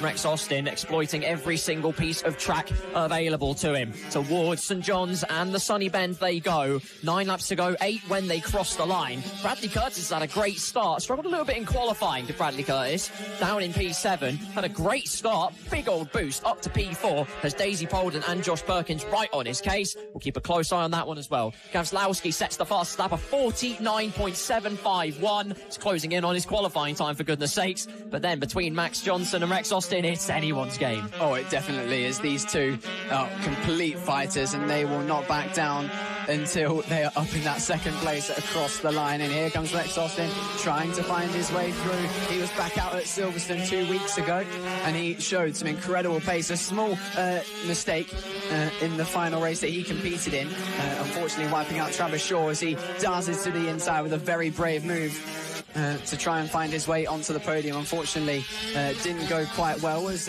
mistakes can be made in all forms of sports, and even in the highest of professional levels, everyone makes mistakes, and certainly learning from that now is Rex Austin, who'll be keeping that in mind as he tries to initiate battle on Max Johnson. Exactly, that's the main thing to take away from it. If you do make mistakes, you know, like you say, the people you look up to even make mistakes. It's only human to make mistakes, but what you need to do, the most important thing, is it's not about not making mistakes, it's about not learning from them. That's the critical part. You need to learn from those mistakes. That only makes you better as a rider. Daisy Polden piling pressure onto Bradley Curtis. Just not quite gelling with the Rowrah circuit.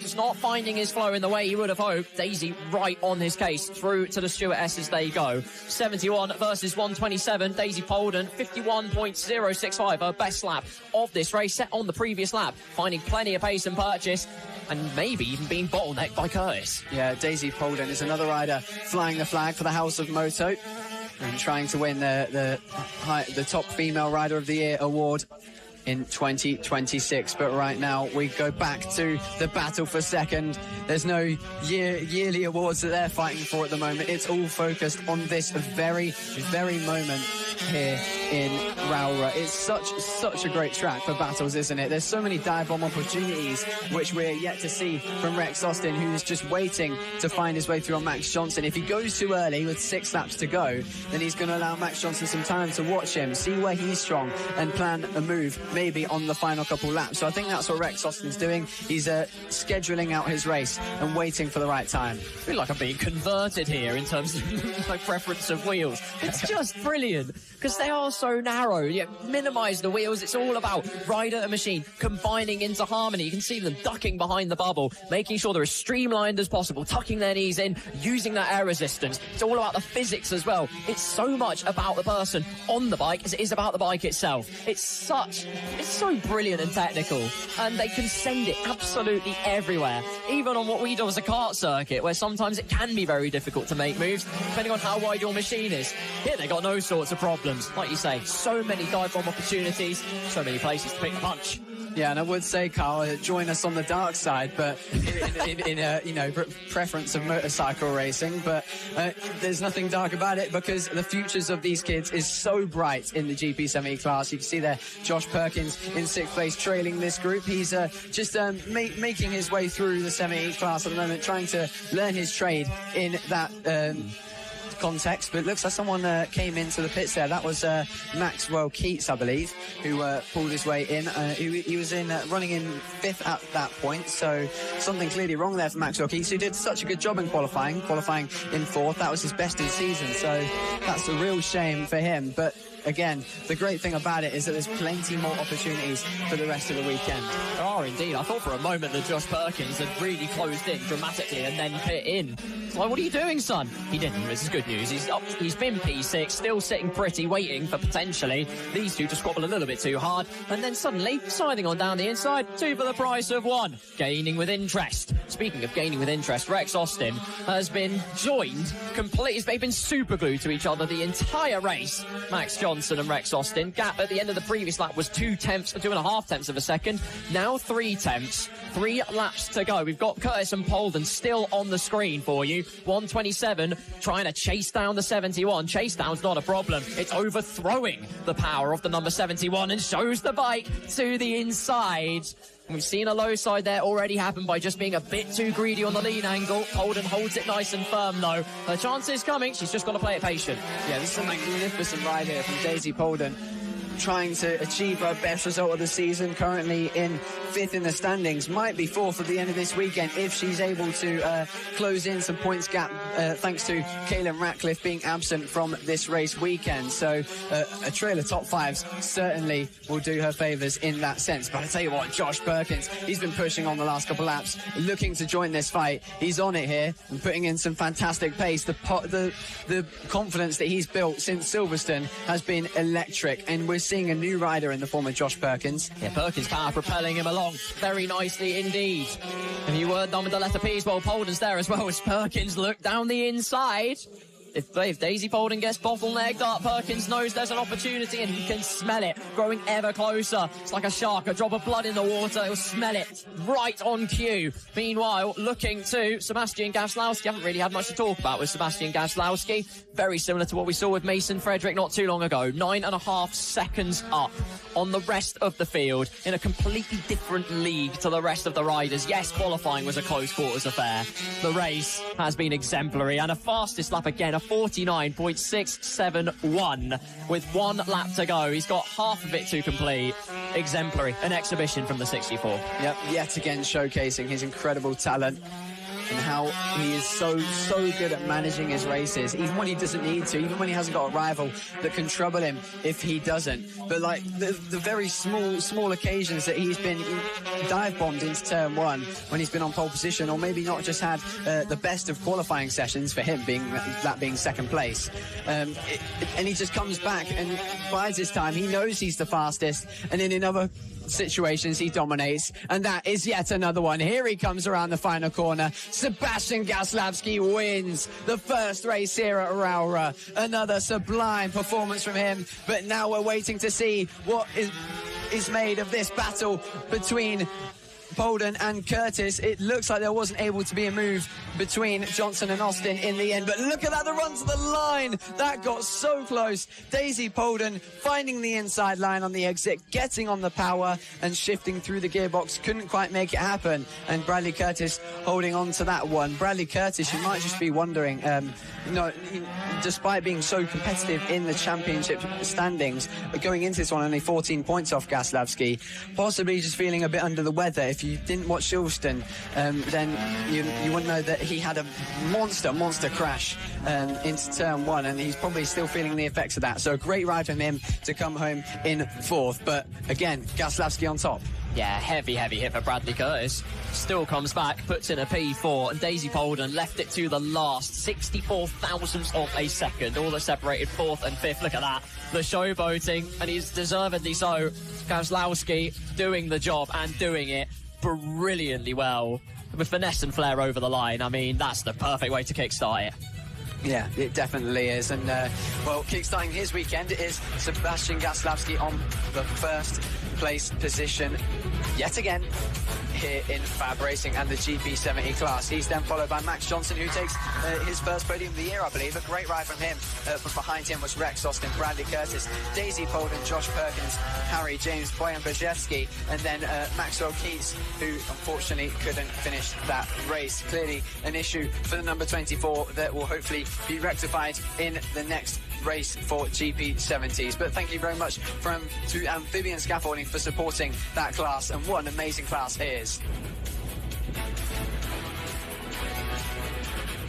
That was the GP70 class. The main event comes to a close here in Rowrah, but there's still loads of more racing to come. Make sure you tune in tomorrow, not just for 70s, but for all of it. And so, we move on from the GP70s, and we now go to the pit bikes. PB140 class. A stacked grid, absolutely stacked beyond belief. But again, it was drama in qualifying once again. We didn't expect this. Chris Wells in P4. Yeah, and that's not even the headline, is it? Because coming into this round, Harrison Quincy, the dual championship leader with Chris Wells, after getting 2 wins at Ella Park, has injured himself in the week between this and Silverstone, and has unfortunately put himself out of contention in thanks to a bicycle crash for this title. You feel like he might not make it for the rest of the season. We'll hopefully be able to see him at some point for the final 2 rounds after this one at Three Sisters and Clandau. But right now, we're here at Rowrah and ready for some racing. And look at this, Michael Med, number 771, on the near side of your picture. Pole position in the neon green, can't miss him. And he certainly won't miss Jamie King either. The number 76 looking to robe himself in royalty here at Rowrah in the PB 140 class. Chris Wells did a lap time good enough for P4 in the end. A lot of mechanical troubles in that qualifying session. Not many of the drivers actually really having the cleanest of sessions. Chris Wells at the very beginning losing whatever it was, drive gears, and who knows, but he was stuck at the chicane, had to run it back to the pit lane. Half the session fixing the bike, just trouble-solving, or troubleshooting rather, and problem-solving. I don't know what way words go round. Point is, he did it. Did a lap time good enough for P4. Until then, he was at the back of the grid. Harrison Quincy was punching the air. Actually, don't, please recover. But the point is, now Chris Wells in P4. That sort of limits the damage a little bit, but he was still a 10th off P3, and with limited track time as well. We already have problems for the number 24. Number 21, my apologies. Number 21 with issues. That's Rory Jones at the back of the field, whose lost drives to the unreliability from qualifying is continuing. Yeah, a lot of people were having issues in qualifying.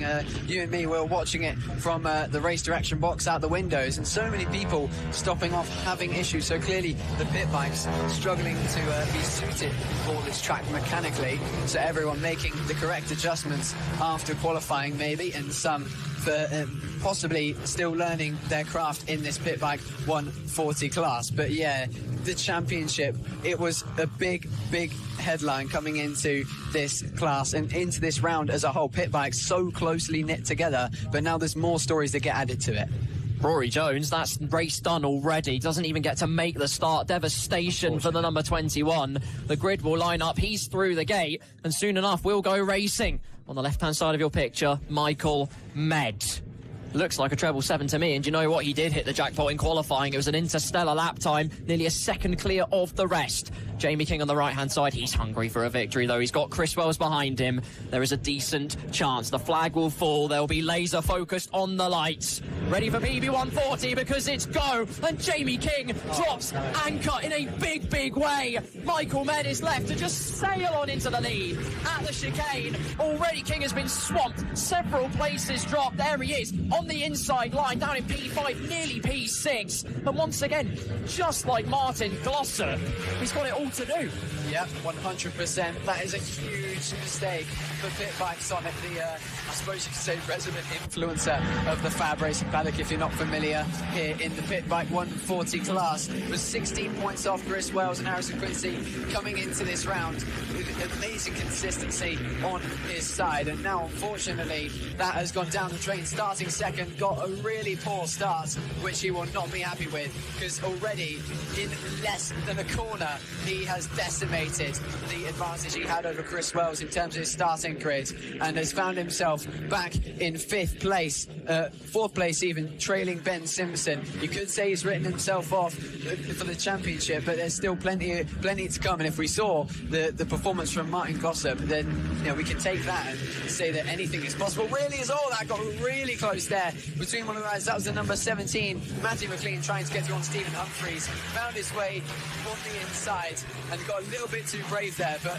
very elegantly avoided that incident. That's exactly what happens if you don't send it with enough conviction. You're just praying that you don't get your nose turned across, in theory, figuratively speaking, of course. Bikes don't really have a nose, I guess, but we'll move on from that. The point is, front wheel to rear wheel is no joke, and Matthew McLean almost found the very unfunny punchline. Chris Wells is already up to 2nd place as well, so even more disastrous news for Jamie King, who was 2 places ahead. Now he finds himself 2 places behind, and with significant work to do. Michael Medley sets the fastest lap of 52.394. Chris Wells a few tenths off that. Ben Simpson not too far behind that. And then there's Jamie King just in the back of your picture there.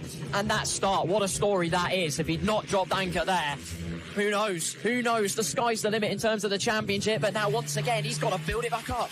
Yeah, he certainly has. Chris Wells, you know, he's putting in the pace here. Look at that. He's all over the back, and he soon will be right in behind Michael Med if he continues on this pace. He was really strong through that series of hairpins that he clearly found some time on the man currently leading this race. But not only would this be Michael Med's first podium here in Pit Bike 140s, but his first win. So the pressure possibly a playing factor in the reason for Chris Wells being as close as he is, despite the high difference in qualifying. But let's see as they come across the line yet again. Michael Med pulling out even more time, because I think Chris Wells maybe just keeping it cool for a moment, because he knows he would have seen that awful start for Jamie King and will keep an eye on where Jamie King is every time he looks behind him. But if he's in second, he's chilled, because nonetheless he will bring out that gap to even greater than 16 points, what it was coming into this. Yeah, Chris Wells, anagram of the world as well, of course, and that's how his race is running as such. Big send down the inside. More of a hopeful lunge, if anything else, more so to just block the pass from the bike behind. Make sure that the move is completely done and dusted, and thus it was. This tremendous trio keep on raining on through. It looks to be Bradley Ferreira, possibly Matthew McLean in there. We'll double check on the numbers in a moment's time. They're running nose to tail through St John's and into Sunny Bend. Nothing to separate them as they head in towards the paddock bend. But no, this time, no opportunity presents itself. We've seen the narrow line nearly present itself, but in this case, momentum favours running wide to the outside. Across the line they go. I believe that is Matthew McLean at the back of that queue, meaning Stephen Humphries and Bradley Ferreira are the bikes ahead. Yes, indeed, Ferreira at the front, the number 44, closely followed by Stephen Humphries, who made that decent, well, defensive attempt, I would argue, just to make sure his bike was properly placed ahead, but he's going to have his wits about him. Matthew McLean again, a little bit of a half send, just trying to say, you don't get a move on, I've got all the tricks in all the right places.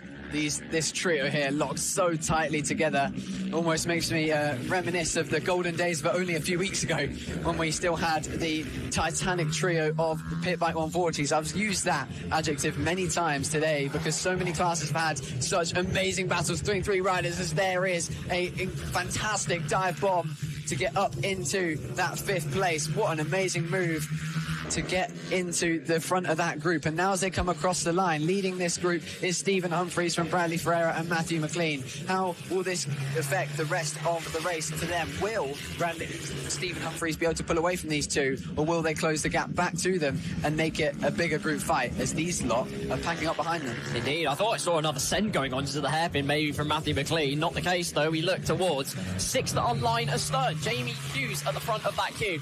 Matthew Rayland, Daniel Cliff, in fact, pretty much every single biker in the vicinity closing on in towards the Stuart S's. They go. It's Jamie Hughes at the front of the queue, Matthew Ryland trying to close in, and Daniel Cliff just again piling on the pressure. Gap at the front, Michael Med is 1.1 ahead of Chris Wells. Those two in a different calibre, it could be said. Ben Simpson hasn't got an answer. Chris Wells hasn't got an answer to Michael Med at the moment, but here we go through the final corner.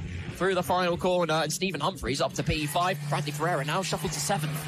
Yeah, Michael Med, this could very well be his first win at FAB. We've been told previously quite prominent in the BMB classes, and has come to FAB here this year and finding his feet very well. Struggling at first in the races we've seen of him throughout the season, but now, wow, showing his worth in this race at the moment. Commanding lead. Big time. See how the ebbs and flows go between him and Chris Wells, though, and Chris actually catches up by 0.4 of a second on the previous lap. A personal best within a whisker of the fastest time set by Michael Med. 52.033. We're easy with 52.056. And I'm only growing stronger as this race goes on. That bike will loom ever larger as he looks over his shoulder. Michael Med, there's a brief look over the right shoulder just to get a gauge of the geography of where Chris Wells is in the context of this battle. 5 laps to go will be 4 when they cross the line, and the Neon 777 is in that lead position with the clear air. But you can feel that pressure. It's mounting. It's getting ever closer. Yes, both of those riders putting Chris Wells' old race lap record of a 52.1 to bed with both of them 52.0. So evenly matched in lap time. You can see there another rider with issues. And a lot of people seem to have issues with the gear levers. Maybe, I'm going to say, catching them on the curbs. As you said earlier, the curbs quite high up for these small bikes. All of them small bikes in comparison to these large curbs. And I think that's possibly the reason we're seeing some riders have issues catching the gear shifter on those inside curves. Those really, really big inside curves that you'd rather scrape the gear selector on than, having to ride over them and sending yourself all the way into the wall, because they're very difficult to manage when you are on them. Low grip, of course, and the curbs being an even bigger task to manage when conditions have been tricky in the last couple of days. Jamie Hughes in Struggle Town, Michael Med and Chris Wells with all the superlatives resonating around. Looking at Michael Med, front and centre. Just going down the inside of Paddock Bend. By no means is this race done and dusted, of course. Please let us know in the comments who you think is going to take the class win, who is going to be our top 3 even. Maybe another prediction outside of that. We would love to know. To the inside of the bend called McRae's goes Michael Mayer, dealing with the traffic absolutely brilliantly. Completely composed. Chris Wells just in the sandwich of the traffic, should have the inside line into Iredale's. Those two well clear of Ben Simpson, who is 6 seconds behind Chris Wells now.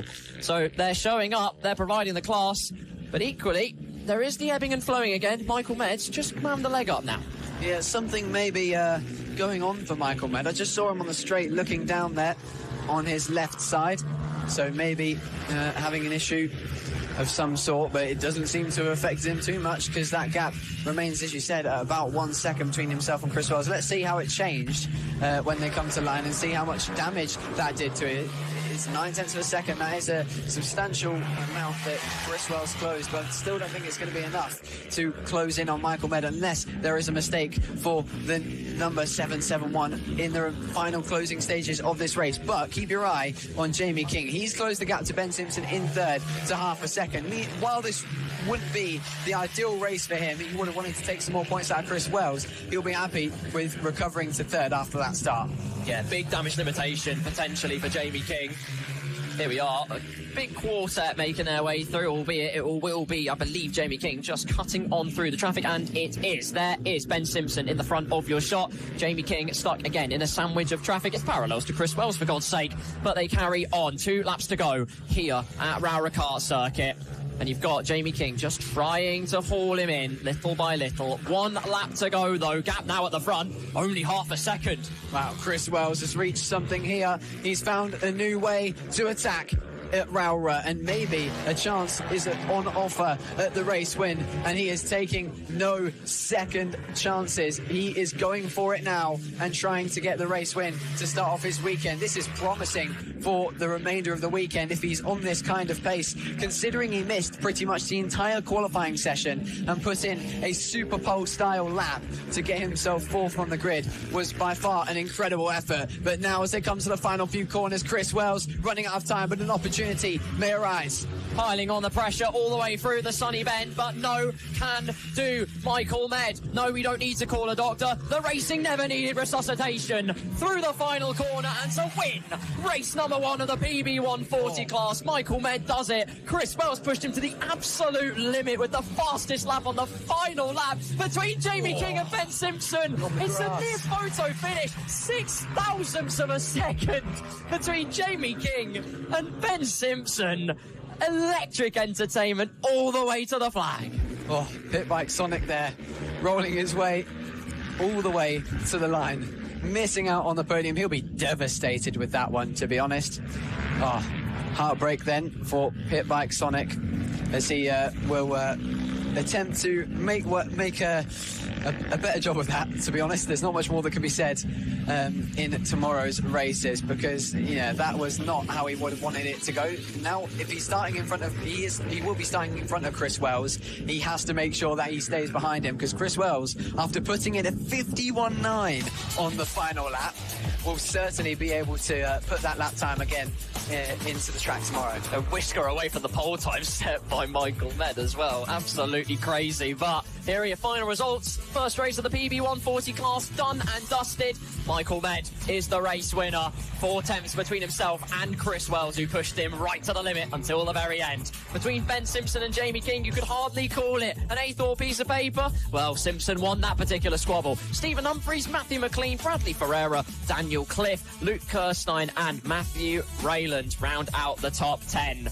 Sensational spectacle. And again, we keep on going. Next up is the Mini GP 50s. And coming up now is a personal favourite of mine, and what should be a personal favourite of yours, the Mini GP 50 class, of course, supported by Nova Racing, has always been an absolute showstopper this season. But the headline coming into this is that you have to feel entertainer of the class, Caelan Ratcliffe, who was a championship contender, is not here. Crashed in qualifying, in the GP70 qualifying, and injured himself. He is out for the weekend, maybe even the next round. We'll have to wait and see how his condition develops over the next few weeks. We've already given our best wishes to Caelan Ratcliffe, and I'm sure the paddock echoes that sentiment. Of course, his older brother Roman just out in that previous race. But some brilliant weather to change up what we thought was going to be a bit of a tricky forecast across the weekend, making a nice change of things. But I'll tell you what, it's been some great racing today, and I think the GP50 is going to deliver another show, because Josh Perkins has got a newfound pace on his side. Indeed he does. And that is quite something, isn't it? Another pole position presents itself his way for Josh Perkins, carrying on that momentum in qualifying, at least from Silverstone. But he was so devastated after that race. He knew he needs to get the job done on the start. If he can get that launch, he can dictate the track position, he can go from there. Of course, easier said than done. Maybe this time it will be the time. We shall see. Yeah, we certainly shall. We eagerly await to see if this could be it for Josh Perkins. He's been waiting a while now. He's been just grabbing onto that leading duo, which has usually been Caelan Ratcliffe and Emilio Pereira.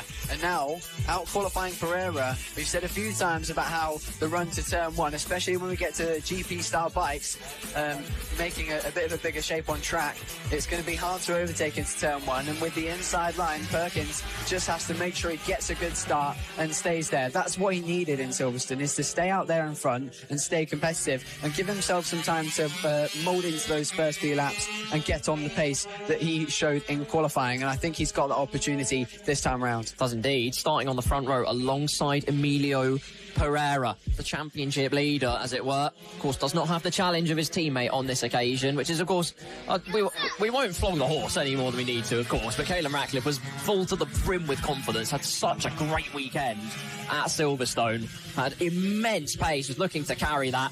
Can't do it this weekend, but can still carry that with him to future rounds. Make no mistake about that. When they line up, on the right-hand side, there's your class championship leader of Emilio Pereira, but on the left-hand side, Josh Perkins. Can he finally do it? Yes, Emilio Pereira wasn't at Silverstone, took a break, holiday away in the time that he wasn't racing. So will that go against him with less bike time, or go for him with, a bit of a reset to start the second part of the final few rounds of the season? Let's see how it plays out then in the 50 class.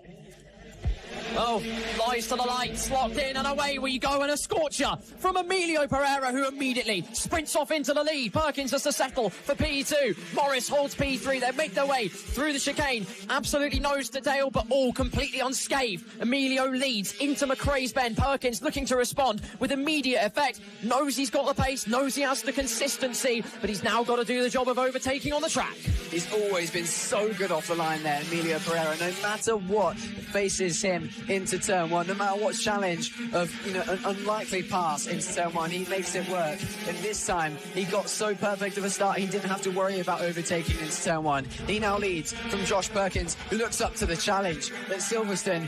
His confidence was slightly knocked, having seen Caelan Ratcliffe so effortlessly gain the lead and pull away in the early stages. It seems to me like Josh Perkins, after what was quite a decent 70 race for him, is pumped up and ready to fight. But Bo Morris is certainly there as well. Look out for the number 57 who can make a difference in this battle. It was Bo Morris as well at Silverstone that got the jump on Josh Perkins. Great little battle between them on the Sunday in particular. That springs to mind to me. Bo Morris able to hold position in the end, using the racecraft, the consistency, but also some brilliant defensive driving in order to keep the place, and almost shaves the front tyre off on the rear tyre of Josh Perkins. Front three absolutely nose to tail. It's exactly what we want to see. Titanic triple threat for the race win. Yeah, we're waiting for this all weekend long, and it's still nowhere near the end of the weekend, and we've seen some fantastic racing, and thankfully so. I mean, the absence of Caelan Ratcliffe, it is amazing racing already with this trio, but it almost leaves a slightly salty taste in the mouth to think of what might have been if Caelan Ratcliffe was able to make this a four-way battle for the race win. But we're going to, take what we can get right now and be grateful, because a trio battle is certainly nothing to be upset with. And right now, Josh Perkins looking to lead the trio with a possible inside line here into the hairpin. No space at the end right now, and looks to put one in for the next lap, possibly. Slight defensive shape thrown by Emilio Pereira nonetheless. Just to try and keep it all under control. The championship leader knows exactly how to do that, of course. Like you say, though, what we could have had. We could have had just the best quartet in the Mini GP50 class between Ratcliffe, Perkins, Pereira and Morris. What could have been might well materialise another time. We have a great three-way scrap, though, unfolding in front of our very eyes. Behind them, another three-way scrappers to the inside. Looks Josh Perkins. He's going to make that bike as big as possible, but so is Pereira.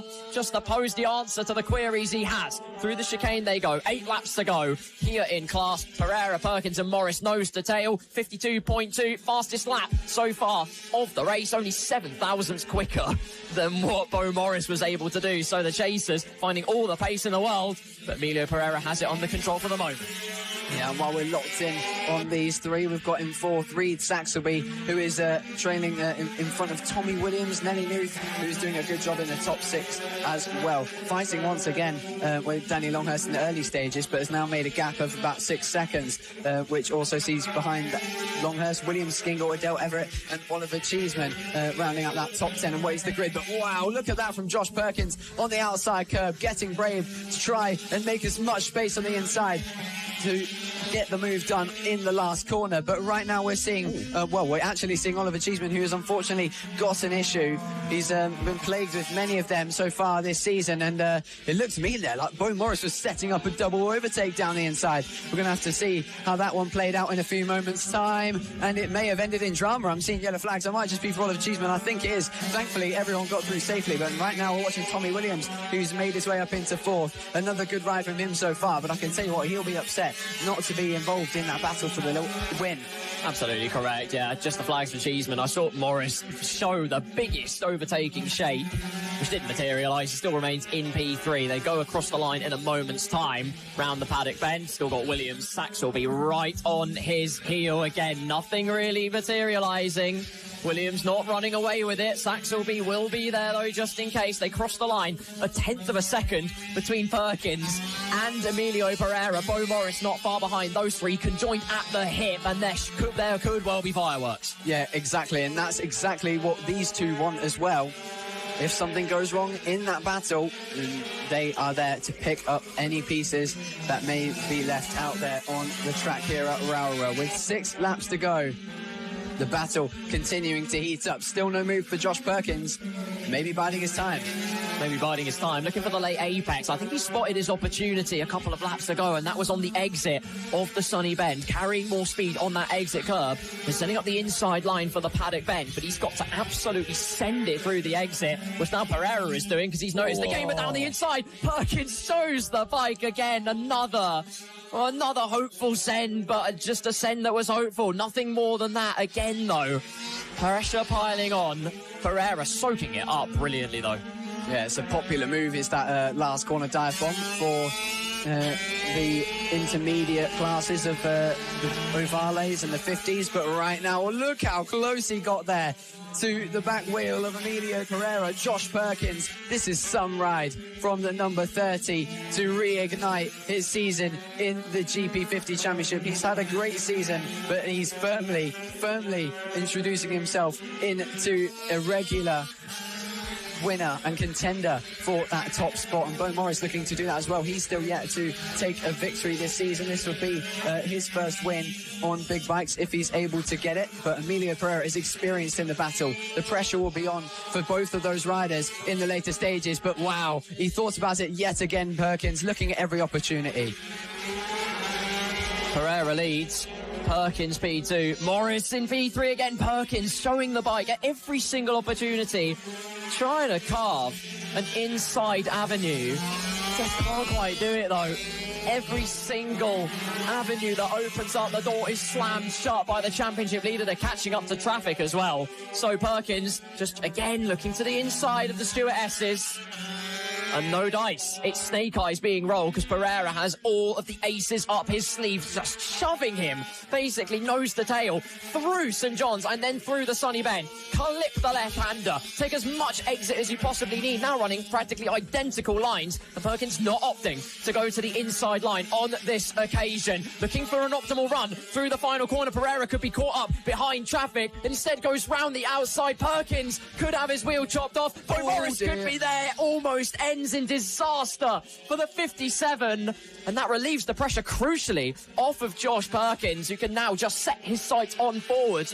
I was going to say, it's going to be an interesting element with Bo Morris just hanging back, keeping a close eye on proceedings in case Perkins does go for one send too hopeful, does just go a bit too late on the brakes, clatters both of them out or at least wide, and then through goes Bo Morris to take the class win.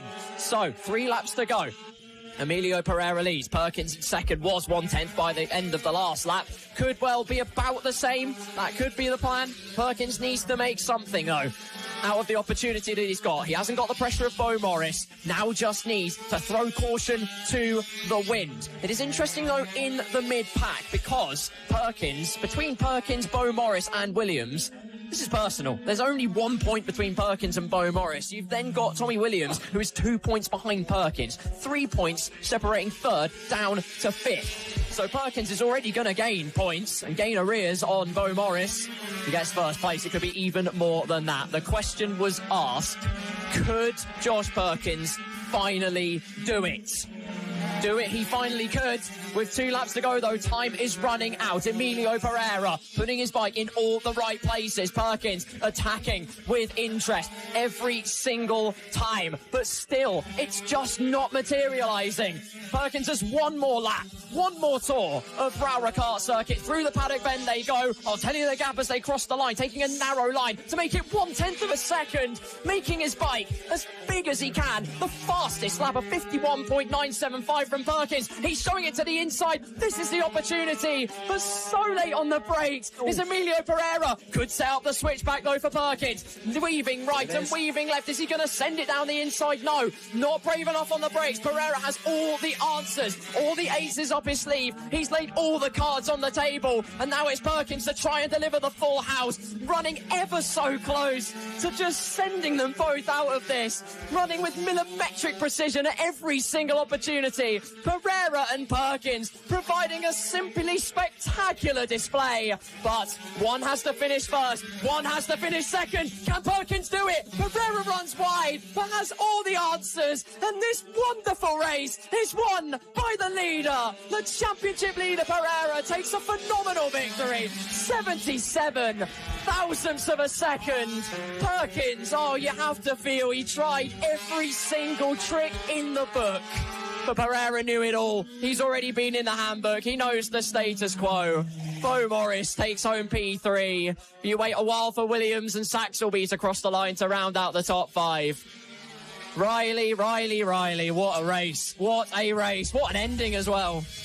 Wow, superb, incredible racing yet again in the GP50. I introduced it as an incredible class, such an entertaining race all the time, and I was slightly putting down the chances of that being possible with the absence of Caelan Ratcliffe, but Josh Perkins and Bo Morris brought a challenge to Emilio Pereira that he wouldn't have had to deal with all season long. A 3-rider duel all the way through the race, and it's heartbreaking to have had that there for Bo Morris. His chances of fighting in that that trio ending after struggling to deal with lap traffic and doing a great job to stay on the bike and a great job to prevent himself from hitting that lapped rider. And a great effort, as always, from Emilio Pereira to come out on top. A winning margin of just 77 milliseconds found him beating Josh Perkins this time round. But Perkins, he'll be back stronger tomorrow, and again lining up on pole position. And Bo Morris aiming to join that group again. He lines up he finishes third in that race. A good podium nonetheless. Tommy Williams comes home in fourth, followed then by Reed Sachs, who'll be completing the top five. Then Nelly News, Danny Longhurst, William Skingle, Adele Everett and Oliver Cheeseman, who unfortunately couldn't finish that race. But wow, Carl, that was just incredible. Long may it continue. The GP50 class has a certain spell to it. It's always good. Just exasperation all round, really.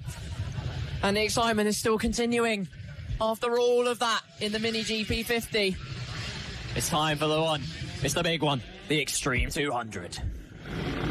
Yes, it really is. Things are getting extreme here in FAB-Racing because the race, I've said that enough times, because the racing has been truly fantastic today. And, of course, we thank all the marshals who have helped us out across the weekend, across the season as well, here at FAB-Racing. And LRA Moto supporting this Extreme 200 class, as we also thank the sponsors for that matter. But it is Gaslavsky on pole position. Will he be challenged yet again? Well, it's different. I mean, to be fair, the qualifying margin wasn't too far off. Tommy Keats only 3/10 off. Mason Fedrick and Rex Austin, the only... no, Riley Paisley as well. The other drivers to get into the 49s. The problem you have for the riders, excuse me, there's my knowledge showing. The problem for the riders is that when Gaslowski has the lead, he does not let it go. It's like he almost... That's the thing. When you're in the lead of the race and you're just ticking on round, the thing you're chasing is yourself. And we see that so well with Sebastian Gaslowski, who just checked out in the previous category that we saw him racing, and he's looking to do 2 from 2 in the same day. Yeah, exactly. Race pace similar to that of a metronome. So incredibly consistent, so well managed is Sebastian Gaslowski in the form of dominance. But we haven't really seen him in too much battles so far this season, and now he's at this point of confidence in his own mind that he is the top man in every class he's in. If there is a battle to challenge him for this race win here at Rowrah, there could be a bit of a different story, because it's something he's not used to and hasn't done in a while. Start Marshall just sauntering on through the middle as we get ready to go for the Extreme 200, at least the formation lap of proceedings, and away we go. Quick grid run down, and then Riley Davis will take you through all the electric action in the first few corners. We have Sebastian Gaslowski.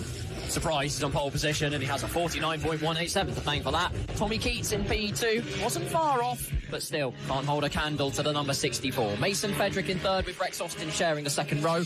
Riley Paisley and Max Johnson on the third row. Dylan Toreen and Zach Toreen, there you go, sharing a surname and sharing the same row. Maxwell Keats and Bradley Curtis round out the top 10, with Daisy Colden, Thomas Med, Harry James, Scott Dermott, Jamie King, Bojan Blazewski and Ben Simpson rounding out your grid lineup. Yeah, and of course, if you didn't know that little fun fact of Dylan Toreen and Zach Toreen, both in the Extreme 200 class overall, but one in the juniors, one in the seniors, father and son sharing the same row and possibly battling for a spot in the top 6. But we'll have to overtake someone in front of them first. Who will get there? We'll have to wait and see. Mention for Mason Fedrick, though, of course. We mentioned him plenty of times in 50Rs, but that's his first top 3 in qualifying in this Extreme 200 category. That is clearly a good sign for the riders on the Ovales. But who will come out on top here? There's only a few races left to go here on Saturday at Rowrah. There's plenty more action to come tomorrow, but we focus right now on Extreme 200. Our highlight of so many rounds has been this class. Let's hope it makes a headline yet again as they get ready to go. The lights soon to come on, soon to go out. 2 strokes, 4 strokes, so many bikes to choose from, and already we're underway away, and it's a great start from Rex Austin, who launches himself into second place. From further back than even the second row, he now finds himself in podium contention, and as always, Gaslavsky makes his way in such dominant fashion to a strong lead to start him off. Mason Fedrick hangs on to that third position that he qualified in. Tommy Keys not the start he wanted. We thought it was a good start for Mason Fedrick. It was a downright biblical start for Rex Austin. Gaslavsky doing what he does, though. He's seen the clear air, he knows what he's got to do, and he's getting the job done, getting that gap early doors. Again, Rex Austin, credit where credit is due. Remember, we alluded to it earlier, had a huge crash, a big high side in the qualifying session. At this corner we're coming up to now, the paddock bend, which Gaslavsky will round and hold as the race leader. Rex Austin finds himself in P2, so he's put that crash well in the past. Yes, he has. And the confidence clearly being shown there. Fending off Mason Fedrick and Tommy Keats. The Ovales getting the run here, and one of them being Fedrick, trying to find the inside. Still not available. Plenty of time left for him to make it happen. The number 50, though, coming under pressure from Tommy Keats, who's going to try and launch one down to the inside. That would have been a bit of a brave move from Keats, and that was well thought out to back up and wait for another opportunity later on. Thought about it again there. Plenty of overtaking opportunities, which we well discovered in previous races here at Rowrah. We've seen it, the track's their canvas. They can overtake absolutely anywhere they want to, and as quickly as he's being attacked, he now turns into the attacker, does Mason Fedrick. In the number 50, Tommy Keys, though, lurks down the inside. A hopeful send. It's very similar to what we saw from Perkins in the previous race. Can't do it quite there, though. If you're going to make a move, you've got to do it with conviction here. It is quite difficult. You've seen many moves happen, but now Fedrick to the inside of the hairpin. Just about gets it stopped, and just an absolutely astonishing move. Bravery on the brakes, but Tommy Keys also made the move and is now going to go deep on the brakes into Iredale's. Look to have it delivered. Mason Fedrick saw the dive, telegraphed it, read all about it. I keep P2. Wow, that was so brave from Tommy Keats. Couldn't quite make it work, but to not only take advantage of Rex Austin running wide in the hairpin after getting passed by Mason Fedrick, but to then send it on Mason Fedrick into the next hairpin. Couldn't quite get it stopped and planned to set up the exit, but he's now under pressure from Riley Paisley at his home round. The number 17 looking to make a strong job here in the Extreme 200 class. He's been here since Ella Park. He's joined this class a bit late on in the season, transitioning back to the FAB paddock for the remainder of 2026, and is certainly enjoying it. This at the moment would be his personal best result of the season, looking to turn that into a podium if he's able to get through on one of these Ovales. So late on the brakes as Mason Fedrick. We might see the power of Tommy Keats come through, and it does. Through goes Keats, the number 8, on Mason Fedrick, who's relegated down to P3. Has got Riley Paisley all there for company. He can't have a moment to collect his thoughts. He's got to have his eyes on the prize. Follow Keats' lines, maybe we'll learn something from it. That's exactly what you get here in the Extreme 200. You have the different elements of these bikes, the different dimensions, and how they can propel the various riders forwards. We saw it at the hairpins, where Keats had so much overspeed going into Iredale's, but because he has more power, he has to get on the brakes earlier. Mason Fedrick can just leave it just that little bit later, find the confidence from there. Yeah, and confidence is something that, well, Mason Fedrick is definitely not lacking. As you feel bad, though, for Rex Austin, who's been mugged in those last 2 laps. Was running in P2 and has since dropped back to P5 after many dive bombs being thrown on him, but he'll be desperate to fight his way back through. But Tommy Keats starting to put in some really impressive pace now to try and pull away. In fact, closely matching Gaslavsky out in front, who leads at the moment by 3.9 seconds. Just makes you feel if Tommy Keats got better starts, maybe it could have been a battle between himself and Super Seb. Maybe that will develop into a battle in tomorrow's races. But right now we focus on a battle for third place. Can Riley Paisley pass Mason Fedrick? It's a hard task to ask for because he's on an 85-bit bike, a 2-stroke, trying to go up the inside of this tiny little Ovale and a tiny little rider that is Mason Fedrick.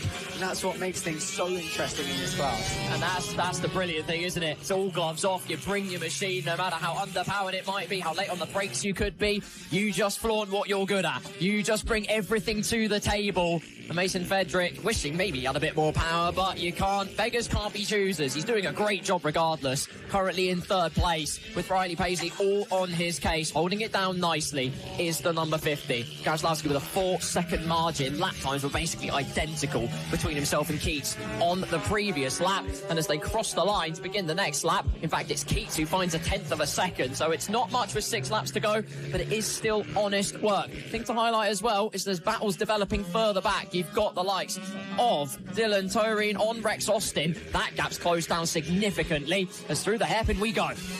Yeah, Dylan Toreen trying his absolute best here to find an inside line on Rex Austin, who is sort of sunk backwards after, as I previously mentioned, being dive bombed quite a few times. It looks like he's got the Navale coming straight past him there in the form of Dylan Toreen. The number 88 making his way through on Rex Austin with a finely fashioned move. Set up the exit nice and well and got in front of Rex Austin now into the top 5. It seems to me like Rex Austin possibly getting a bit tired or finding a little bit of pain after that high side in qualifying, starting to sink in a few hours later. Quite possibly running a little bit wide through the sunny bend as we have a little elope over at scenery, but it's okay. Oh, it's a big crash, that's why. Really big crash out of the paddock bend. That's Riley Paisley who's into the wall. Distinctive from the bike, was chasing down Mason Fedrick for 3rd place, and we could well see a flag thrown. I think we definitely will. It might well even be the red flag, because that was a big one. Yeah, that's a real shame there for Riley Paisley on course for one of his best results of the season. It would have been his best result of the season, whether it was 4th or 3rd, and he was doing a sublime job to chase down Mason Fedrick. We wish the best for him and hope he's not injured, and we'll be able to see him throughout the rest of the weekend as Gaslowski now comes around that corner that unfortunately saw Riley Paisley down, and there it is. I think that was a red flag being thrown out just to clear up that incident, and we'll have to wait and see whether we get a restart of the final 5 laps or it will be called a result. Well, if it is a 5-lap restart, then that gives Tommy Keats a new opportunity. It does indeed. Gives him another race restart to try and pick the pocket of Gaslowski on. We hope Riley Paisley is okay. Looked like a heavy hit. Not that we saw the accident itself, but we saw the result of it. We hope he's okay.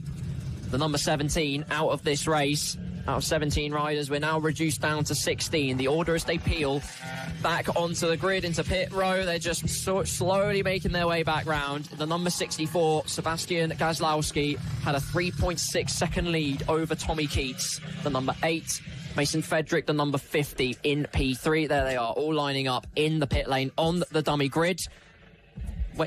Waiting to see what the situation is with Riley Paisley. We'll update you when we know more news. Dylan Toreen in P4, Rex Austin in P5.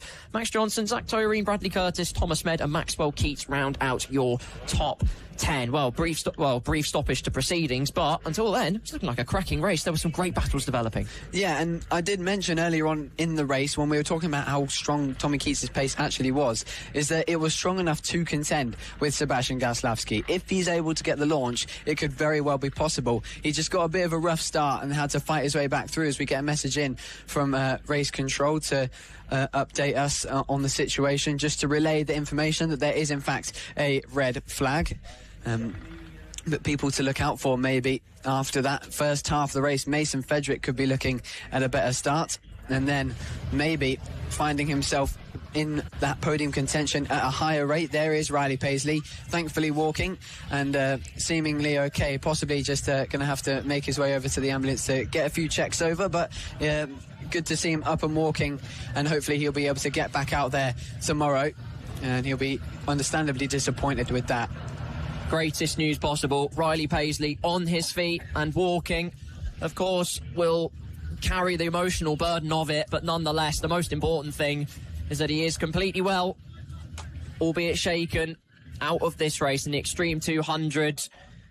Soon enough, we'll get back to proceedings, and, it makes it a little bit more personal, doesn't it? Because at the end of the day, all of these spectators here, majority of them, are their parents. They've brought here, they're practically their teams in a lot of cases. They're the ones pep-talking them, getting them through this junior category in many ways, their first footsteps into the world of motorcycle racing.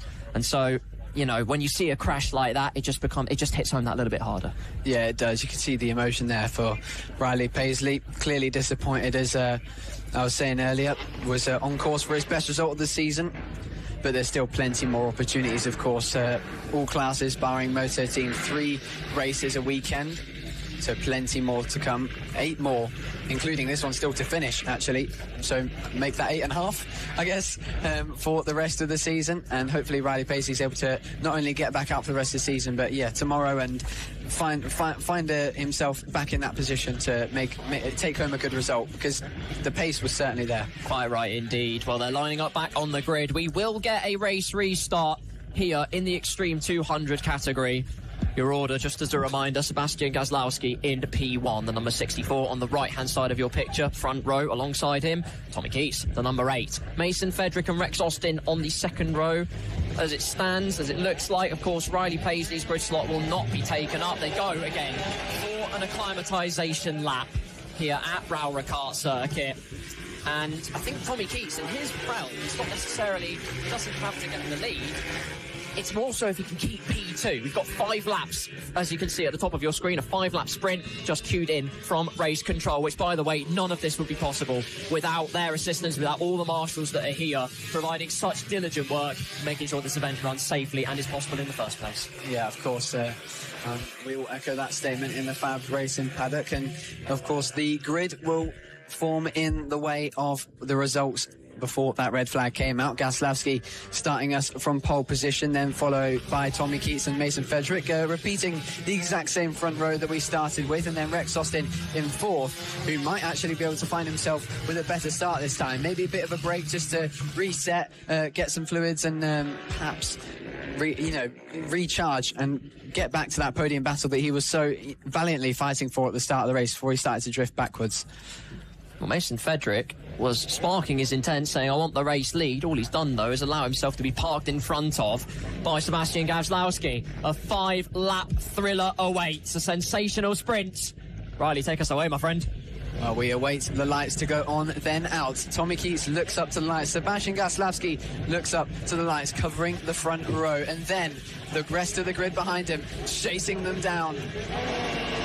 Here we go, then the lights go out, and it is a great launch from Rex Austin once again to launch around the outside of Tommy Keats. Tommy Keats really struggling at the moment with launches on that ovale, but right now it is Mason Fedrick trying to challenge Sebastian Gazlowski for the lead. A tighter exit for him as the number 50 tries to find his way through. No available room at the moment. Gazlowski clearly not as in tune with that pace he showed before the restart.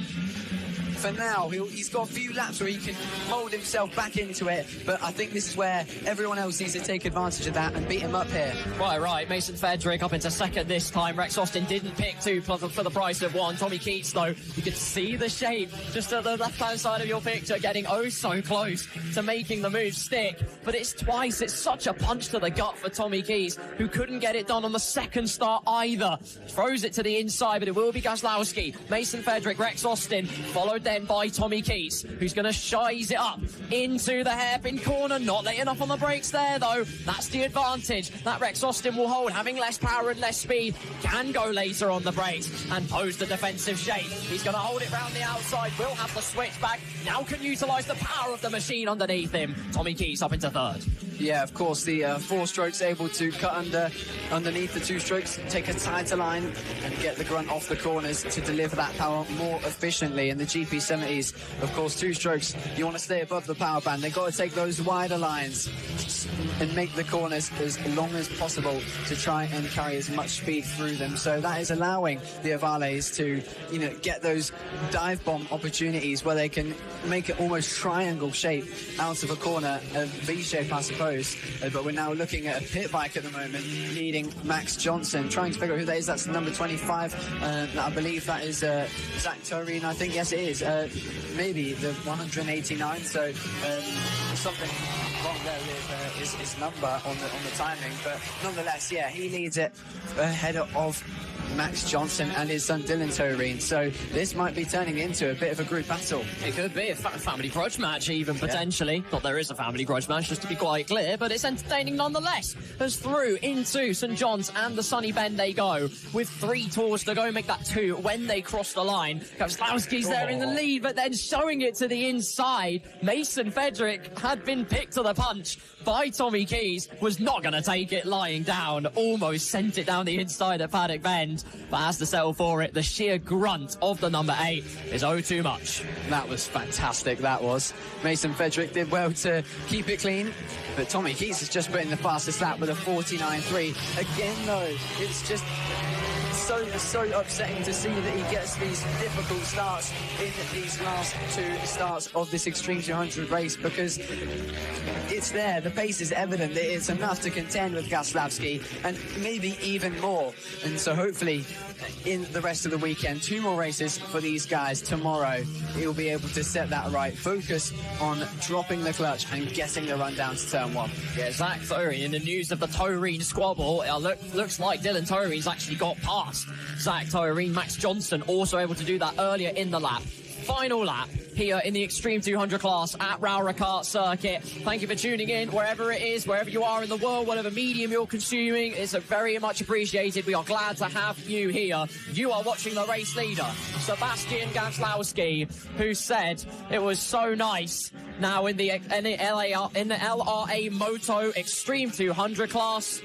He's about to go and do it twice. Yeah, he really is, and this time not by as dominant of a gap as he usually does. Tommy Keats putting in some incredible lap times, still not enough. He's going to have to go back tonight and figure out a better way to get the start, to challenge this young man, Sebastian Gaslavsky, who just cannot be stopped right now, riding the crest of a wave which can only get higher, because there's so much more that he knows and he feels can be done to dominate an even greater pace, and that ambition, that drive is just admirable, isn't it? And I'm sure he'll be disappointed with that race, to be honest, knowing him, but just because he won it by under a second. His consistency is cutthroat, and that's the standard he holds himself to. Does Sebastian Gaslowski, still such a young soul that has such a wise head on young shoulders. You can tell the kind of rider he constantly is evolving into. Such a remarkable rider to watch, the number 64, and that's 2 class wins in the same day. Brilliant stuff from the 64. Tommy Keys, in the end, actually had the overall pace, but when push comes to shove, Sebastian Gaslowski, when the call comes, he does his talking on the track. Yeah, he definitely does. And that was the most perfect performance from him, to manage that restart and not get too frustrated with his dominant lead that he had originally, being taken back to the gap of the grid. But right now it is an 8/10 gap that it ended up being between himself and Tommy Keats, as Tommy Keats takes home another 2nd place. Promising, but he'll be wanting more, and I'm sure more will come tomorrow if he's able to fight alongside the number 64. It is then Mason Frederick who takes his first podium in Extreme 200s. Rex Austin, who made a recovery from the difficult first half of the race before the restart. It is then Dylan Toreen, Max Johnson, Zach Toreen, who takes a victory in the senior category, and then Bradley Curtis, Thomas Med and Maxwell Keats rounding out the top 10 in the Extreme 200 class. But I think the story there is definitely, what can Tommy Keats do tomorrow? Oh my goodness, we're back again. It's come full circle here at the MasterMac Surfacing FAB-Racing Minibikes British Championships. We're back to the Moto Team class, and it's all a little bit different now because, of course, they take the result from the previous race. None of this grid order qualifying stuff. Yep, and that's why we're seeing Acme Racing there, Marco Pandolfo, sitting their arms crossed on his number 8 green motorcycle. Of course, these bikes 125s, and he finished 2nd in that race. And, well, a very small margin between them that decided it. This time, an extra grid spot could be the deciding factor. It took him a while to get into the rhythm. This time, if he has the rhythm on his side, he can get it done instantly and dominate like he usually does. Yeah, it's such a bright spark towards the end of that race. Pushed SFC Racing all the way to the limit. But the 2 main protagonists share the front row, as you can see. Team SFC, near side, 133. Then got Team Acme on the right, the number 8. As the flag will be flown, and away they go for their acclimatization lap. And the main thing is that front row, Team SFC and Team Acme Racing line astern. Towards the end of that race, we saw just how close it was. In the end, it could have, well, it's Callum Anderson on SFC, confirmation of the rider in question, donning the 133. Team Acme got just perilously close. It was so close. In the end, I think ultimately, if it wasn't for that brief stoppage of traffic, what could it be? Yeah, that's certainly the tale here, but it was some important points that was closed down by Darren to help SFC close in on Acme Racing in that championship. May have only been 5 points, but they are very important 5 points. Anything can happen here. We could go to the next round, and Acme Racing isn't present. You never know what could happen here in FAB-Racing, especially Moto Team, a class that is so jam-packed of riders getting their hands on the cheapest racing option in the UK. Maybe you watching at home, we could see you out on the grid next time out at Three Sisters. Let's hope so, because you can make the difference, the very difference between Acme Racing and SFC in the championship standings. Well, it's kind of sad to say that this is the last slingshot of action we'll get on this Saturday, but it's not a bad one to end on. Moto Team Open and Moto Team Standard classes will go into all-out combat for 11 laps of Rowrah Kart Circuit, and then we get to do it all over again tomorrow. If you enjoyed the action today, make sure you're over there. One final roll of the dice then. On the left, Team SFC. On the right, Team Acme Racing. The symphonic screech of motorcycles goes one final time on Saturday, and Team SFC lead into the first chicane. It's then Acme who are in second. You've got Matt Lindley in P3. The triple, the main protagonists of the first Moto Team race of the day, find themselves line astern on the track. They navigate their way through the hairpins, a few cents, going down the inside, just trying to navigate into it. Now they'll develop their rhythm. SFC have the march for now. No more building confidence for Acme Racing. They did all the homework early on today in the first race, and now they look to put that pace right into force here, trying to pass SFC, already being shown that incredible speed at the end of last race. And wow, that got close there. Look for the inside move. Marco Pandolfo couldn't quite get through on Darren Anderson on board the number 133, and someone to keep an eye on is Matt Lindley at the back of this trio, who fought so hard for that race lead, and it just went down the drain, unfortunately, at the end of it. Lap traffic always making a difference here, and I can guarantee it might do again. But already, look at that. Wow, trying to got the inside into second place, can't quite find his way through, but again, 10 laps to go. He's probably better off just waiting for Marco Pandolfo to make a move on Darren Anderson in the lead. Exactly, it's all a game of compromises. We have a rider out of this race. Looks like trying to figure out who it is by number. I saw a 2 at the front of it. We see Paul Kelly falling down to the end of the order just briefly, and that's gutting for his chances in the Moto Team Standard class. Back to the action on the track. SFC lead Acme Racing, lead Matt Lindley, and I tend to agree with you, Riley, in terms of Matt just needs to wait for a move to try and be made by the number 8. If he can wait for that, then potentially you've got that act of compromise, because he'll compromise his momentum, and then the compromise lends itself to Matt, who can then use that momentum to his advantage. Across the line they go. 9 laps to go here. Ivano Di Francesco leading Thomas Dudson. He's leading the Moto Team Standard class. Dudson, of course, taking the victory on the last occasion, the first race of the Saturday. He's going down the inside. Brave on the brakes. Beautiful from Thomas Dudson. Takes the lead of the Standard class. Wow, that was a last-minute move up the inside there from Thomas Dudson.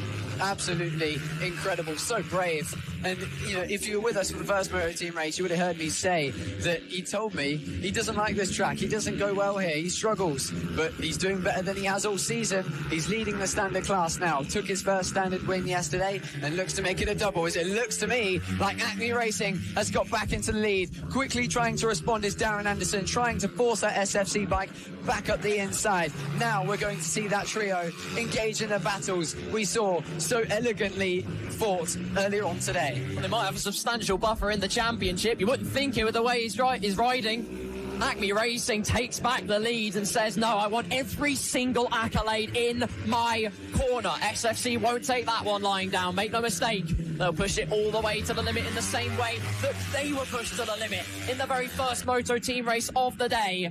And there's Matt Lindley in the background with a bucket of popcorn in case it all blows out of proportion. 8 laps to go, will be 7 when they cross the line. The number 8 machine leads, followed by the 133 of Team SFC. Matt Lindley, though, is the fastest rider on the track. Not by much, but it's still purple. Yeah, just in touch, though, with what was originally the race lap record set by Acme Racing last weekend. And, of course, as we mentioned earlier, one of the most welcoming classes here in the Fab paddock for anyone to come have a go if you've got a 125 road bike, 4-stroke, of course, or 50cc 2-stroke. Tending to be the option, of course, is a 125. Of course, if you're a free tech rider, if you're doing that championship, you could take your bike out here and compete in the Moto Team class. And it won't be endurance races. You've got some short, sharp stabs and amazing battles like we're seeing here. Think you're fast enough? Go on, sign yourselves up. Thomas Dudson ahead of Ivano Di Francesco. That is the big battle for the Moto Team Standard. Thomas Dudson looking to go 2 for 2 in the Moto Team Standard, and that would be brilliant. You talked about his psychology. What a world of good this would do. It's not necessarily the most positive at influencing his mindset, but today, these performances will certainly help. Yeah, they will. And Team SFC now trying their best to close in at Acme Racing, but I think we're seeing that pace from Marco Pandolfo that we saw at the end of race 1, and he's putting that into work here because the gap now 0.6 of a second between the top 2, and maybe the chances starting to run out for both Matt Lindley and Darren Anderson. We'll wait and see what happens with 6 laps left, but that's a lot of work to do.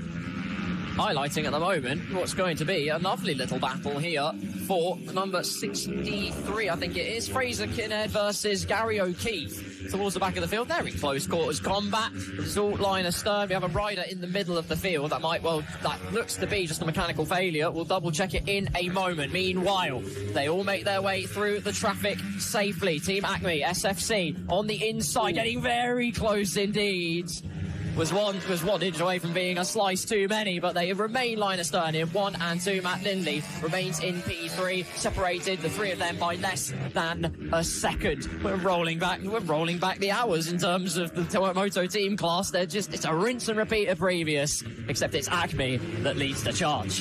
Yep, literally just 1 lap ago I said that it was going to be a really tough job for SFC to close the gap back to Acme Racing, but once again in Moto Team, the lap traffic making the difference, and there is certainly more for the lap riders to play, a bigger role for them to play in this race, in this battle between these 3. Matt Lindley is still yet to make a move on either of them just yet, waiting for the right moment. He seems like he can't quite replicate the exact pace of SFC and Acme Racing, but if it came down to a last lap where they're knocking lumps out of each other, it's not enough of a difference to put him on the back foot. And now, automatically, as I say that, he finds himself back on the rear of Darren Anderson, trying to make his way through into second. Final race of this Saturday, and it's a sensational one. Acme Racing in the number 8 lead from Team SFC. 6.5 tenths was the gap as they cross the line to make it 4 laps to go here. Matt Lindley in P3, all of them navigating through the traffic really nicely. I think that's where the big learning has been probably for Team Acme as they look all the way over the left shoulder, thinking they would have had an easy run at things and propel themselves away, but Team SFC had other ideas on that front, visibly gaining now, and it's now a roles reverse compared to race number 1 in Moto Team, where we saw Acme pile the pressure on SFC, and now it's SFC showing the bike to the inside, piling on every single morsel of energy onto the back of Acme Racing, who will be looking over every single apex to make sure that they are ahead, they are in control, but confidence is in the side of P2. Yeah, it certainly is, with the fastest lap on their side as well. It's a 53.6 as he tries to force his way through Darren Anderson and Marco Pandolfo, almost side by side, and they switch sides. On the inside now is the SFC bike, still not able to get through. Will it be here, getting in the slipstream? Who will be on the other side? That crucial inside line is on the side of SFC, but he wasn't close enough to make the move. That got really close yet again between those 2, and we're waiting for something to happen between them, a move where they both run out wide, a situation where they have to avoid lap traffic and take the wrong line, the slower line, to do that, and that will put Matt Lindley right back in contention. He's been waiting for that moment all race, poor Matt, but I think there might just be one arising now in these last 2 laps. Precision defined from Marco Vandolfo. He's just placing his bike millimetrically correctly. 2 laps to go. This entertaining spectacle, trust me, it's not done yet. Through McRae's hairpin for the penultimate time. Now towards Iredale's. Didn't go for the move at the first hairpin. Did Team SFC. Looking to maybe try it, but no. Remains in behind. Potentially going to duck in behind the bubble, quote unquote, towards the Stewart-S's. But no, again, just not close enough. Their next opportunity, they know where it's going to come, and that's in the form of the traffic. As Marco Vandolfo gets really, really held up. That will set up Team SFC nicely towards St. John's and the Sunny Bend. Outside line to it. Nothing to separate them. Vandolfo defends diligently. And now the momentum lends itself towards Paddock Bend. There's Matt Lindley as well. Those two cannot rest for one moment as we enter the final lap. Goodness me, that was eventful. The most eventful few corners of the race, all packed into one sector as they deal with some more lap traffic. It's putting them all to the inside. They get through cleanly that time round. Once again, the wider line on exit for Acme Racing. SFC trying to find the inside. Can Darren Anderson do it? This is one of the best Moto Team races of all season, of all time for that matter, because it's still on. There's still overtakes to be made. It's not done yet. And right now, Darren Anderson is not taking this one lying down. He does not want second place yet again. He's going for the win. Sorry, he won the first race earlier, but this time he wants a battle for it. You run out of positives, descriptors that can define the situation. He sends it down the inside. One last hopeful send. It can't quite work out, and it's roles reverse, but whoever has the track position will come home to wonderfully win. Acme Racing and Marco Vandolfo take Moto Team Race 2, and Darren Anderson has to settle for second on this occasion. Matt Lindley, consistency is key, remains in P3. Respect between the two competitors, and rightly so. That is a sensational show they've placed on all the way through today. That was incredible yet again. Moto Team putting on a show. And I think, to be honest, we were owed that after Ella Park. We were sort of in doubt of Moto Team after that one. It was a bit unfortunate with the absence of SFC. Acme Racing putting in an incredibly dominant weekend, but now Moto Team has been redeemed as one of the favourites to watch here in the FAB-Racing paddock. Rowrah starting to become probably my favourite track on the calendar because there are so many overtaking opportunities, and those dive bombs were something else. Entertainment Central. A cinematic spectacle to marvel at, but in the cinematic universe of the FAB-Racing Minibikes British Championship, Saturday is done and dusted. We have seen absolute greatness all the way through, and Team Acme Racing with Marco Vandolfo at the helm win the second Moto Team race of the day and of the weekend. Team SFC and Darren Anderson have to settle for second. Matt Lindley not far behind, but will round off the podium. You then have Jacques Van Eden in P4. Thomas Doodson wins the Moto Team standard class in P5 with Ivano Di Francesco in P6, second in the standard class. Ian Jackson, Mario Gelli, Harrison O'Keefe and George Knights round off this wonderful chess game in the top 10. Yeah, there's not much more to say about that race other than just incredible. We were watching it all race long, every single corner. We were waiting for a move, waiting for something to happen, some drama to unfold. Lo and behold, it went right down to the last lap, the last corner, the run to the line even, if something could have possibly gone wrong for Marco Pandolfo on that run to line coming out of the last corner. And thankfully, we still have 2 more races yet for Moto Team tomorrow on Sunday. Don't miss that. Moto Team will be with you after the lunch break for their 3rd race, and then we'll end the weekend's proceedings with race 4. But wow, it's a shame that we're not going to get it starting tomorrow's proceedings, because that was yet another spectacle. I can't wait for it. Cannot wait for it. Both times did not disappoint. They were a hair's breadth separating the top 2, chasing down the championship. Like I said, the way you saw the Green Machine racing, you wouldn't have believed he had such a big buffer, but he just wants the accolades, wants the race win on the track. Fantastic. What a Saturday of racing we have had here in the MasterMac Servicing FAB-Racing Minibikes British Championship.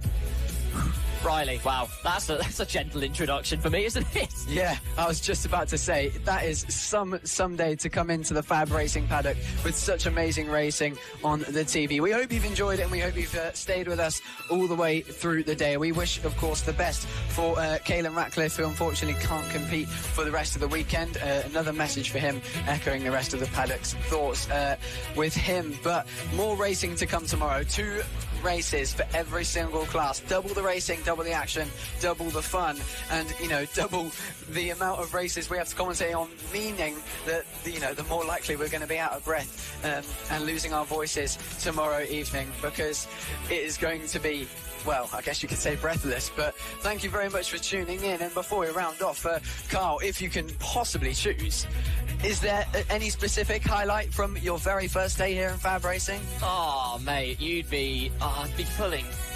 It's like choosing between my children, which I don't even have, but it's like that. It's absolutely horrendous. I mean, the whole day was just brilliant. It was an entertainment extravaganza the whole way through. If there was ever an introduction you needed to FAB-Racing, that was it right there. And by the way, people watching on an internet or wherever you're watching it from, you know where you need to be at 11 a.m. tomorrow? Here. Because that's where all the action's happening.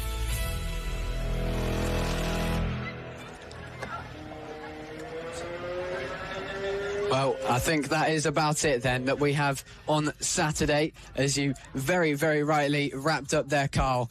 The action was just unlimited, and it is going to be even better tomorrow. Thank you very much for joining us, and goodbye.